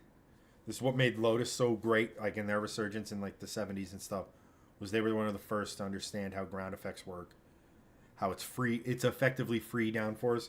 You know, you put a wing on a car, you put winglets, or you design the body. The more downforce you have, the more drag it can produce. Ground effect creates downforce, doesn't really create drag. So if you can create it, that's freaking awesome. Sean goes, it's the most redneck thing I've ever heard to make a car hold the road. I mean, yes, but like I said, Gordon Murray, who the McLaren F1 was his baby, was, and I think he originally wanted to make that a fan car, and McLaren said no. He was a big fan car guy. You know, basically, again, if you can accelerate. Now, again, with these vacuum or fan cars, it's not literally just, you know, you have your vacuum, your hand over the nozzle on the vacuum, right? That's how it sucks it down. It's literally sucking air. Air comes in underneath the car. Do I have something I can use as a visual aid? It's in here.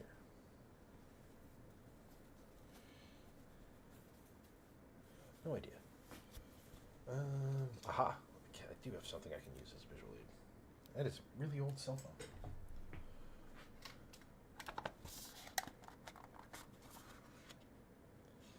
And that's gone. All right, never mind. So we'll use the case that the NSX. But so, you know, front of the car, air comes in and goes underneath it. If you can accelerate that air, means it's moving faster than the relative air going over the car. It's like a wing, right? Wings make planes go up. This inverted creates a vacuum and sucks the car to the ground. Well, if you have fans helping pull that air underneath the car and out the back, it amplifies that effect. That's how it was working. It's not like literally sucking the car down. It's moving the air faster underneath it, so then that low pressure area sucks the car to the ground. I wonder where my NSX thing did go. At any rate. Sean, but that short distance you could potentially do a backflip, leave your rear end in the burnout pit, pancake someone with a tire, or maybe actually make it boost on demand. I've considered it before. I mean, that's like one of the things that you're getting with these electric superchargers now. Is basically boost when you want it. Excuse me. I mean, they're using it mostly to fill in low torque areas in high torque demand situations. But in theory, let's just say hypothetically, in theory, you have a centrifugal supercharger. But instead of having the inducer on it that's belt driven through the gear set, it's spinning a generator. That goes to a battery. You could even slap a couple of hot side from turbos, same thing, goes to a battery. And then you have an inducer or inducers, depending on application or whatever. And there's just an electric motor behind them. So it can spin all the time at this rate. It can spin all the time at this rate. It can go up, it can go down, it can do this, it can do that. Infinitely adjustable. So you can drive around always with 5 pounds of boost. So your car will feel like it has a much bigger engine because effectively you're just, adding 5 pounds of boost at every situation. Which, again, is... Oh, that's my knees. Put you back up there. Is it a complicated system? And do you need... you could, in theory, have 2 centrifugal superchargers charging a battery with 2 turbos doing the same thing, or what have you. And at the end of the day, it's just simpler to have you could run it off the car's hybrid system. There's so many kind of interesting ways you could apply that. I mean, that being said, I did have a conversation with Jeff over at Blue Sky about adding a second centrifugal to my car. And there are companies out there who are making twin centrifugal kits.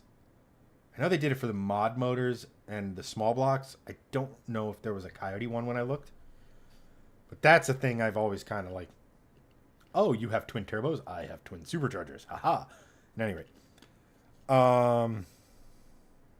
Show the old cell phone.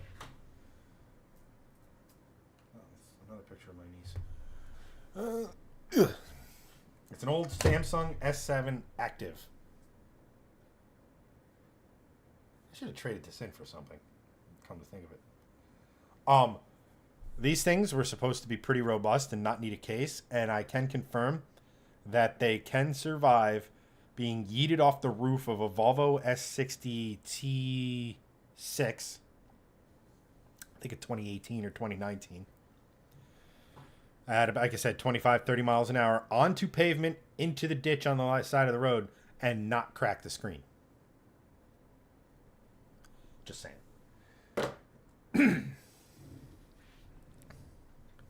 I think actually that was my last Samsung. But yeah.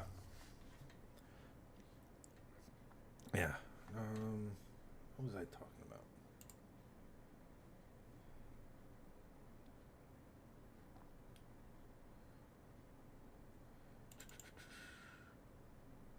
Nicholas goes, I think WRC is the same way. I'm sorry, mate. I lost the context.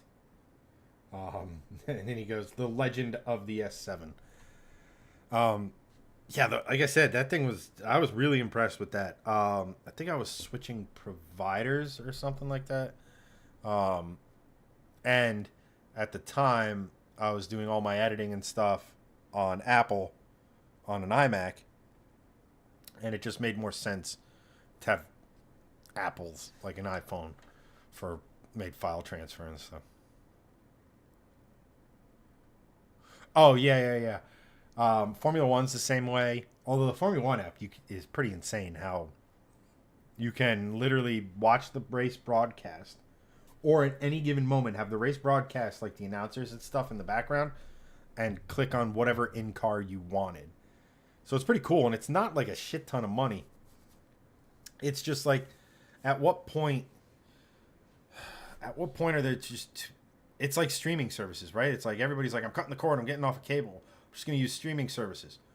Well, that's great until you're like Netflix, your Disney bundle, the Peacock, Paramount, Max. Although I think Max is part of the Disney bundle, or you can get it with something weird like that. I can't remember. Not the Disney bundle. I forget which, but like and then Amazon Prime, and then the next thing you know, you're paying as much, if not more, for these streaming services than you are for cable. It's the same thing with these for the motorsports and stuff. And not for nothing, I love sports car racing. I love endurance racing, but I like the way IMSA does it. You have 4 enduros, and then a lot of races that are like between an hour and a half, or an hour and 45, and like 2.5 hours. You know, you start with the 24 and the 24 at Daytona, 12 hours at Sebring. You have a bunch of these quote unquote sprint races, 6 hours at the Glen, and then I think Petit Le Mans, which is I think a 10-hour race. It used to be a 1,000-mile race, but that's not TV friendly. You don't know when it's going to end.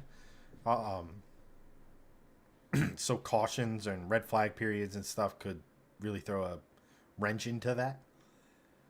But that's cool. And then the other time is, and they race at a lot of really cool tracks. Like in addition to the 4 tracks I just met, or not 4 tracks, but you know, Daytona Roval. It's a Roval. It's not all that interesting, but there's a lot of history and mystique, and it's the unofficial start to the motorsports season.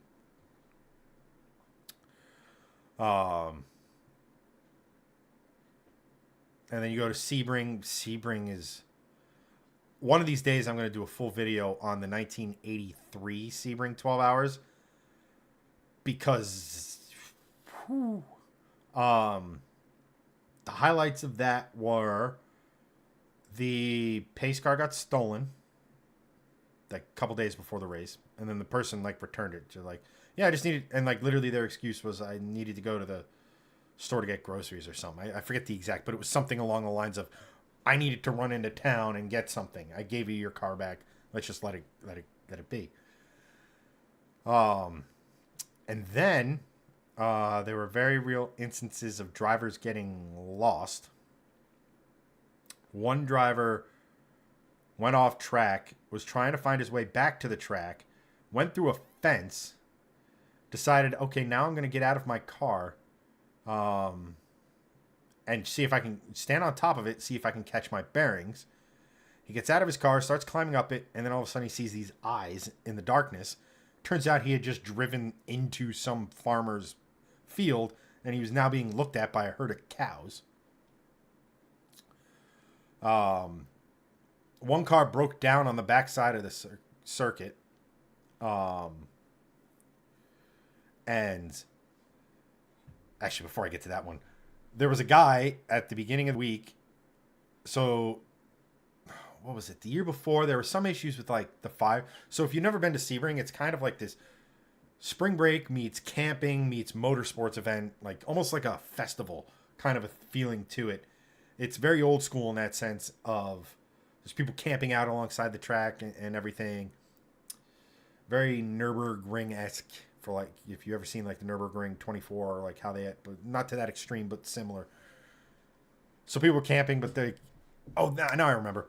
People were camping. There were so many campfires that the smoke was just perpetually over the track, and drivers were complaining. So for 83, they decided no firewood. So a guy, he knew the route everyone would be taking to get to the track for the week. So a guy got firewood and started selling it to people on the way in. Where they'd get to the gate, and the officials of the track would say, no firewood, sorry, blah, blah, blah. So they'd confiscate the firewood. Well, the guy would send a runner up, say, let me just take this off your hands for you, get the firewood that was confiscated, sell it to more people, rinse and repeat until they finally figured out what was going on. But because there was no firewood, and then it was an unseasonably cold event, people were like, screw this, we're going to make a fire. Let's just start. They were tearing apart like old hangers, all this stuff. And then they even got to one spot that was a little far away from the track, but still within like eyesight and like not a crazy walking distance. And they start ripping this, what they thought was this old abandoned house apart. Turns out someone lived there. And they were dismantling this poor bastard's house. And then during the race, one of the Porsches breaks down. And as was custom back then, when a car broke down, it got pushed off to the side of the road until a caution came, and then it got collected and brought back. So it would sit out there for as long as it took for another caution, and sometimes that was hours. So this team, driver walks back without his car. Caution comes eventually. Car gets towed back in on a flatbed. Well, at this time, it wasn't uncommon for a car to break down and spectators to go, I'm going to get a souvenir. So they'd go in and take the shift knob or try to take the steering wheel or try to take anything they could off of the car. Well, they didn't actually do that this time. They actually added something to the car. So the car comes back to the pits. The guys are like, all right, let's start, getting it ready to transport and go to the next race, or get it ready for transport, and what we have to do, what we can do here to take it apart and get ready so we can build it for the next race. And as it's getting closer and closer and closer, they notice, like, is there someone, like, they're looking in there's definitely someone behind the wheel of the car. There's someone in the car. It's not one of the drivers. It's not one of the mechanics. Like, who the hell is behind the wheel? Oh my gosh, it's a fan. So, like, they start going towards it. They eventually get to the car. And they realize it's not an actual human. It's not an animal. It's not an... Some person had decided, yep, they put a blow-up doll in the driver's seat of this car.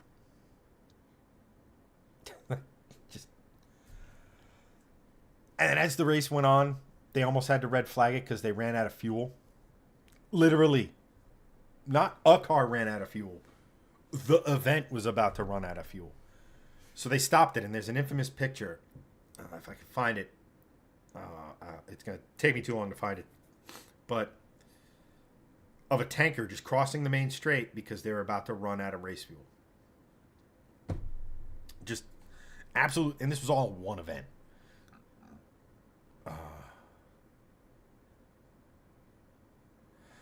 Sean goes, yes, I mean, at one point, Macs were the way for content production. It was just an easy thing. Like, Final Cut wasn't cheap. I mean, Macs were 100% what a lot of, like, production companies were using to edit and everything like that. Mac was a more stable platform. Insert your pros for the Mac here.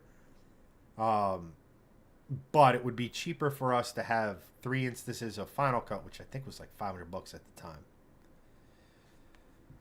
and do that as opposed to getting like the Adobe Suite, which is subscription.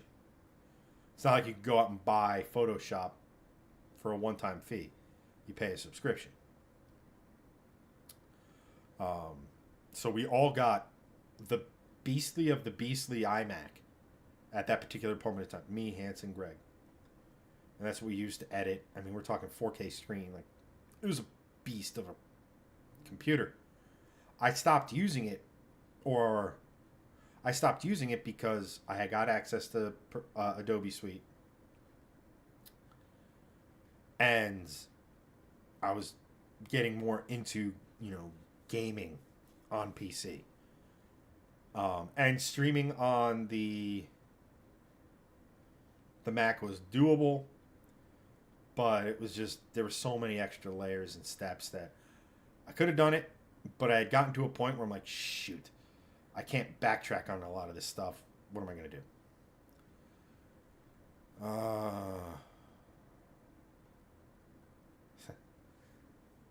Anthony, ahoy mateys. Sean goes, when we got Windows, but then we got Windows 7 and the table began to flip.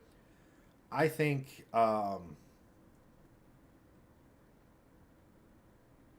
between Windows and all this other stuff, it just became that the capabilities of PC, and like if you're a content creator,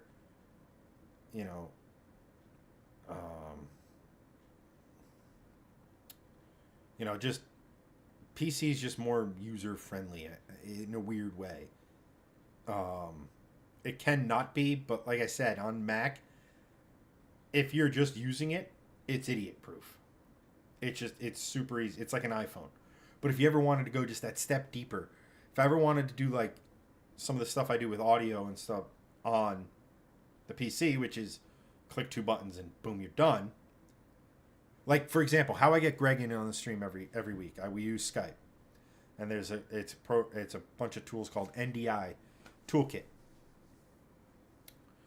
The good thing is it works on Mac. The downside is I have to create these audio sources, and I have to have a digital mixer where audio goes in, like you would if you were physically wiring it. So I had to have an app, and I had to map. Like, it was just a pain. Where on PC, boom, it's there.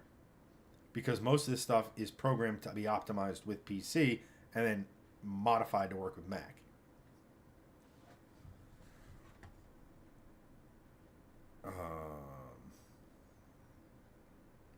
Nicholas goes, frankly, I wouldn't mind an announcer, especially if they're not as annoying as the Manning brothers. Jesus Christ, I almost chucked a drink at the TV during the game on Monday Night Football. 100%. Like, I've often kicked around the idea of doing a, what's the word? Like a live companion show to motorsports events. One of the things Greg and I always talk about that we're probably not going to do anytime soon because of, well, he has kids and whatever and life. But for me, I thought it'd be really cool to do a live show for a 24-hour race or a 12-hour race. You know, Daytona, Le Mans, Sebring, Bathurst, whatever. But for obvious reasons, it can't be like, you know, I can't show it like, you know, and have a face cam on it. A lot of these things you cannot run through streaming software. Netflix being one of them, like Comcast. If you try to run, like, I was legitimately just being like, you know what, let me just see if I can do it. When the Mets were in the playoffs, my buddy is a big Mets fan, but he didn't have like the apps to watch it at work, or he wasn't at home. And he didn't have cable, was the other thing. So I was like, oh, sweet, I'll just Skype call him, run it through OBS, and it'll be fine. And there's actually software built in to where you can't. So that's one thing. And not for nothing, like, who's really gonna spend time and like mute the audio watching the race to listen to two chuckle fucks like me and Greg or whatever, or whoever, comment on it too, right? Like, who knows? And it's a big time commitment. Like, the 24-hour race is for fucking ever. Sean goes, before my parents committed to the Florida move, I found a cheap, decent-sized house with a rooftop sitting area that viewed the Sebring track. Yeah, dude, like, that would have been a great... That's fucking great. Like, Sebring is such a cool race because there's so much... what's the word? It's almost a time capsule in that the track itself still has that old World War II airbase vibe. It's rough as hell. They haven't tried to make it not rough. They haven't resurfaced it just because it's a little bouncy. So it has that roughness to it. Almost all the people who race there will tell you that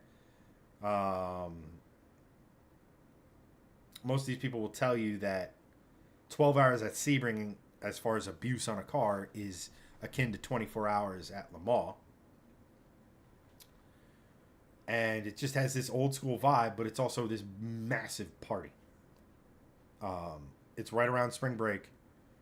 It's one of the races I want to go back to. I want to do Daytona for the 24. Obviously Le Mans. That would require going to France, and I don't know if they'll allow me in.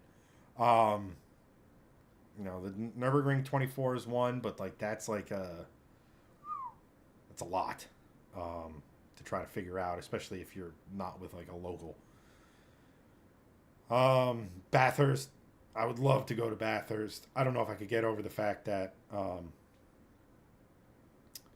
everything in Australia, every animal wants to give you a horrible, debilitating, painful death. Not to mention getting there is quite expensive. Uh,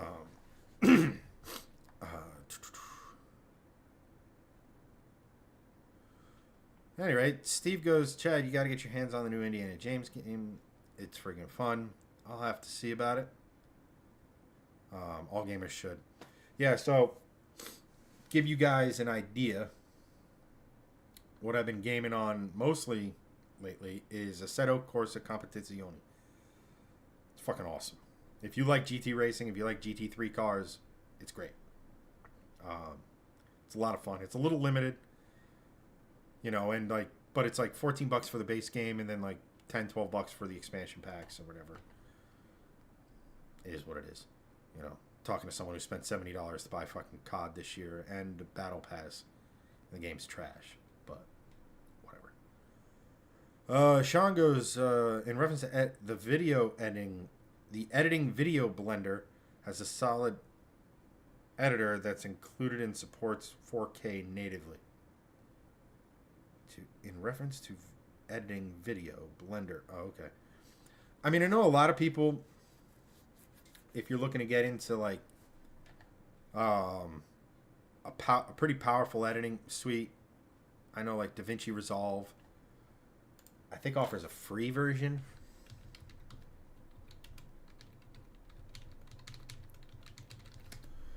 And like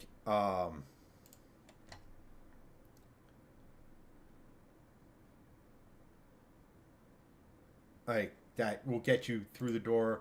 Most like CapCut, as wonky as weird as it is, that's a relatively inexpensive way to get into editing, and they have so many filters and add-ins and drops that 99.9% of the people are going to use. Like I said, I lucked into access to Adobe Suite. I love using Premiere. I'm teaching myself After Effects.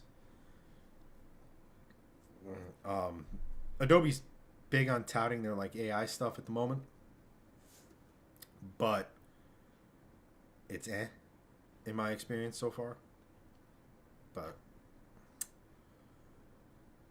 Andrew, welcome, my dude. Thanks for stopping in. Yeah, man, I'm sorry about that. I mean, we try to keep the show moving and stuff, and it's weird that sometimes we don't get to everything, man. So sorry about that. Hope all is well, man, and I hope to see you around. Yeah, Nicholas goes, I game when I can, just not that much. We're all adults. Play. Yep, we did. I see your boy online every now and again. Sean goes, once I have my house built, I want to build a sim rig that can do both racing and flight sims. You're going to need a ton of money, my dude. Flight sims are dumb expensive. Hey, but if you can, more power to you. Podium 1. I've been looking. They have some pretty decent, relatively affordable options. And console sim racing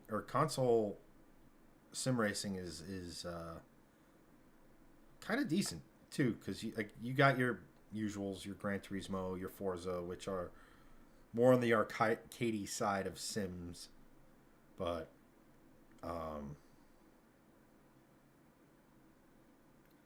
like I said, that Assetto Corsa Competizione game is on console. That's a pretty detailed sim. I've seen some of these flight sim rigs are like $15,000. It's nuts. Nicholas goes, I have the grid and I was going to get that too.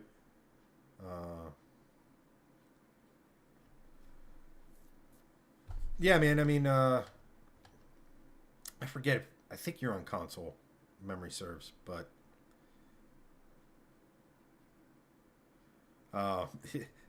Nicholas goes, Need for Speed, and what Chad said, yeah. Steve goes, Forza has started to get boring after a couple hours nowadays. One thing I'll say about Forza and Gran Turismo and the games that are like set up that route where you have to buy using the in-game currency, Xbox gotcha. Yeah, I really should have done. I gotta get my PC back set up so I can have a cap card to use my PlayStation because I goofed and I got the ACC on PC only like is because I looked it up. I knew it was in console. I go, is it cross-platform capable? And the first article came up said yes. So I'm like, cool. If I clicked on the article, it was yes, but only between consoles.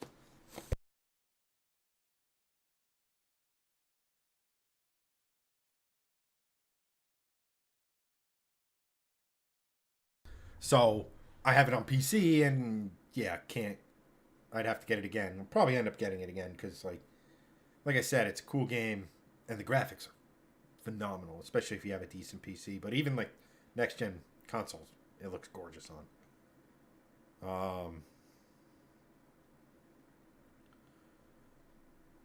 Sean goes, "Oh, I'm just gonna keep it simple, nothing crazy. Flight sims, get like a hottest setup, and then racing. I'll just do pedals, wheel shifter, and then maybe for the seat, just go to the junkyard." I mean, Podium One does. Podium One does so for $2,000, which is nothing in the sim space. You get a chassis, an ASR1 base, whichever that means. You get the Moza R3 bundle, which is a really good set of steering wheel and pedal, good for start. A seat, a 55-inch 4K TV, and like a PC tray. You can add a 4060 PC if you want, which isn't anything special, to be honest.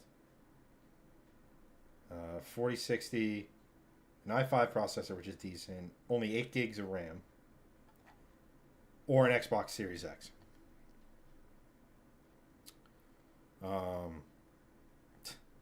Sigbo's Xbox is life. Get an Xbox. No.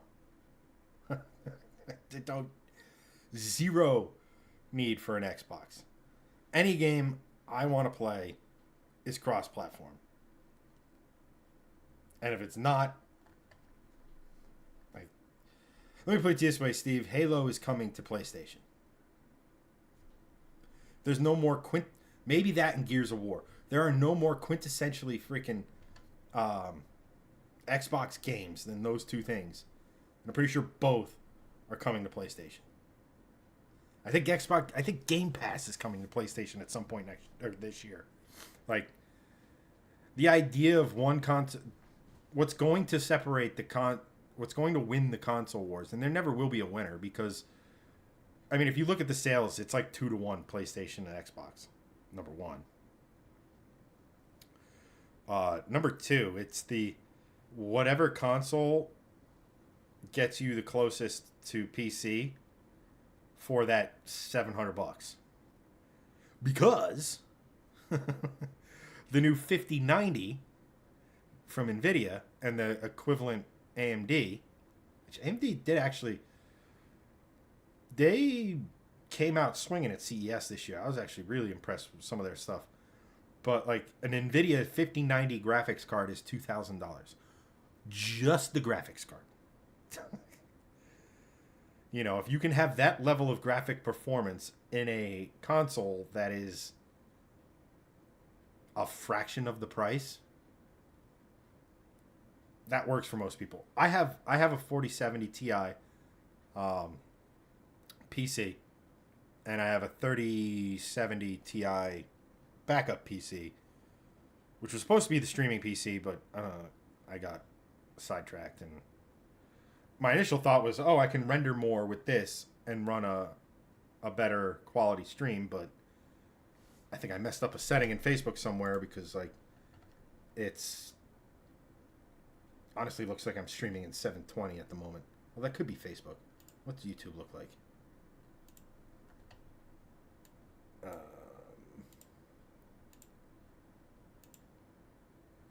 Same thing. So, no idea. Um,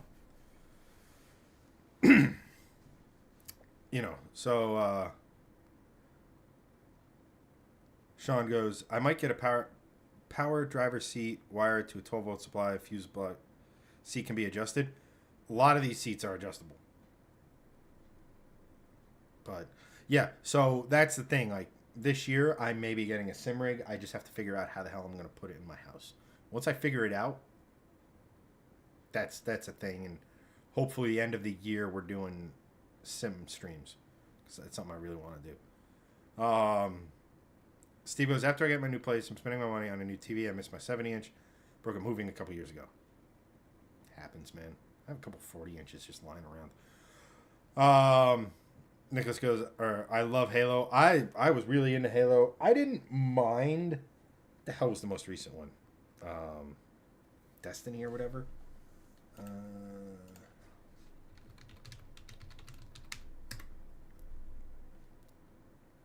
Infinite. Halo Infinite. I didn't mind it. The open world, it did get a little repetitive. And like Halo multiplayer hasn't changed in like years. Nicholas, my man, thank you again for the 100 stars. Legend. Appreciate you, man. That's awesome, man. Let's see here. Steve goes, Xbox has lots of crossover gaming. Yes, so does PlayStation. And I already have a PlayStation 5. And at the moment, just the step below the most boss PC setup you can have. That's going to change when the 50 series comes out. What is it? The 5070 is going to be 4090, like offer the same exact capability of a 4090 for like $600. RIP all the people I see on Facebook Marketplace trying to sell their 4090 for $1,200. Get bent. No, I haven't seen the power requirements, Sean, but I'm guessing because of how much it's like doing, it's a lot.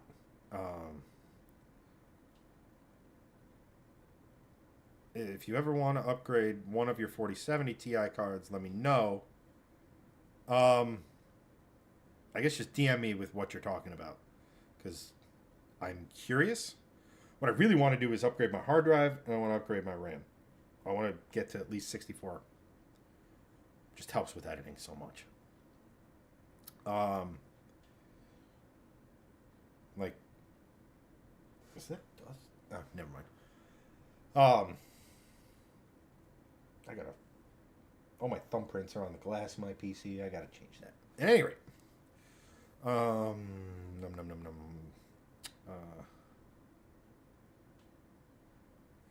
Doug goes, I'm still just running my 2060, but then again, I mostly play vintage games. I mean, it is what it is, man. If that shit works, it works.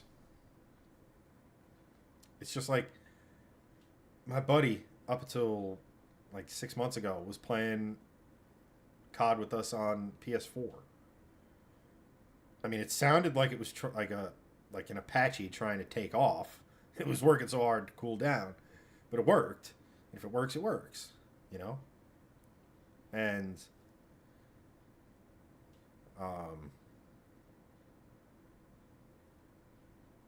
yeah, I'm seriously considering about getting a 5070. Just because it's for what it offers, it's really inexpensive.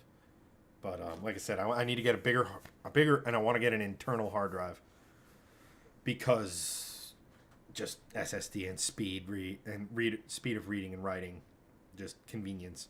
You know, editing off of a spinning disk or even an SSD external hard drive, you're limited by USB speed. Even though I have USB-C and whatever, I just don't want that headache if I can avoid it. What was I gonna say?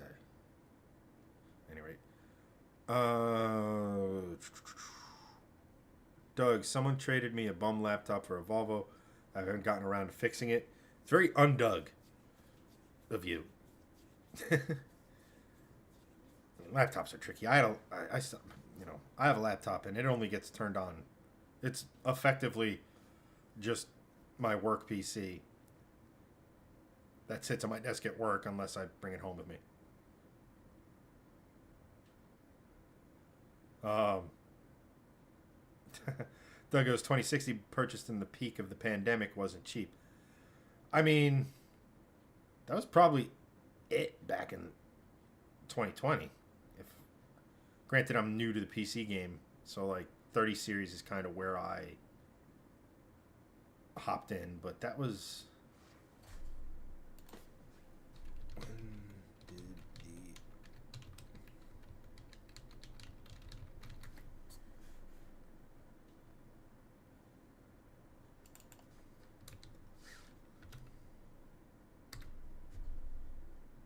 Okay. Yeah, I mean, my laptop is a paperweight. Um, I mean, laptops can do are that as well. I mean, mine, like I said, like I, it pretty much just sits at work in my office, and I pretty much just use honestly my home PC to do so much stuff because I have access to all the same stuff. We're all cloud based, so like I can't not access stuff. Um, we do everything through Slack and Trello as far as time management and organization and communication. I don't even really need that laptop if I'm honest, but they gave it to me, so I wasn't going to say no. And it is nice to have that portability, so like if I go on vacation, not that I do a lot of vacationing, or if like all that little stuff, if I'm like away from something, it's nice to have that. It's actually a good point. I don't know if I need to give that back at the end of the month. Probably look into that.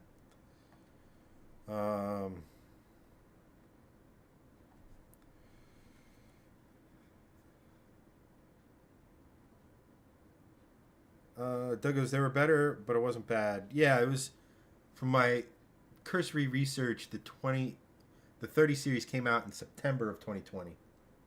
So it was still a pretty beefer graphics card back then. Sean goes, I have a laptop that allegedly has a body count via the U.S. Air Force. You get some secondhand drone control module.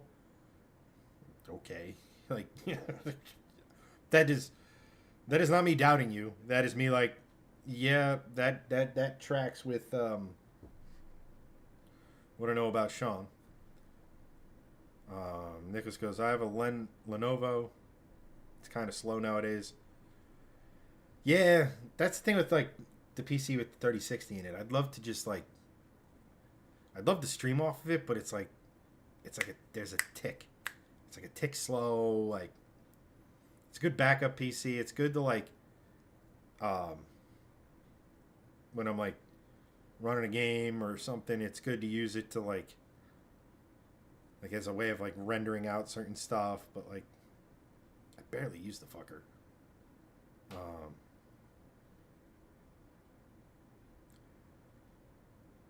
Sean goes, old friend's brother has an MSI gaming laptop and at one point it was used to fly a Predator drone. I took a fall off an Abrams and made out with a rock in Afghanistan. Pretty on brand for Sean. It was free. I just had to surrender the hard drive and replace the screen.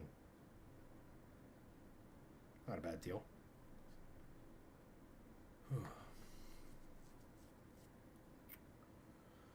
Alrighty, chat. Wow, 2 hours, 27 minutes.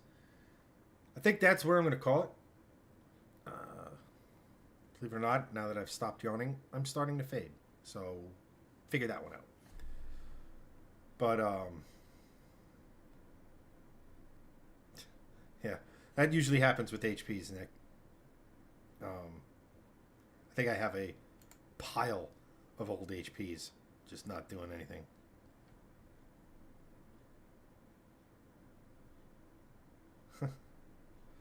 All right, guys. I'm going to wrap it there. Thank you to everyone. Nicholas, Anthony, Doug, especially for sending the stars. Thanks to everyone who liked, shared, all that fun stuff.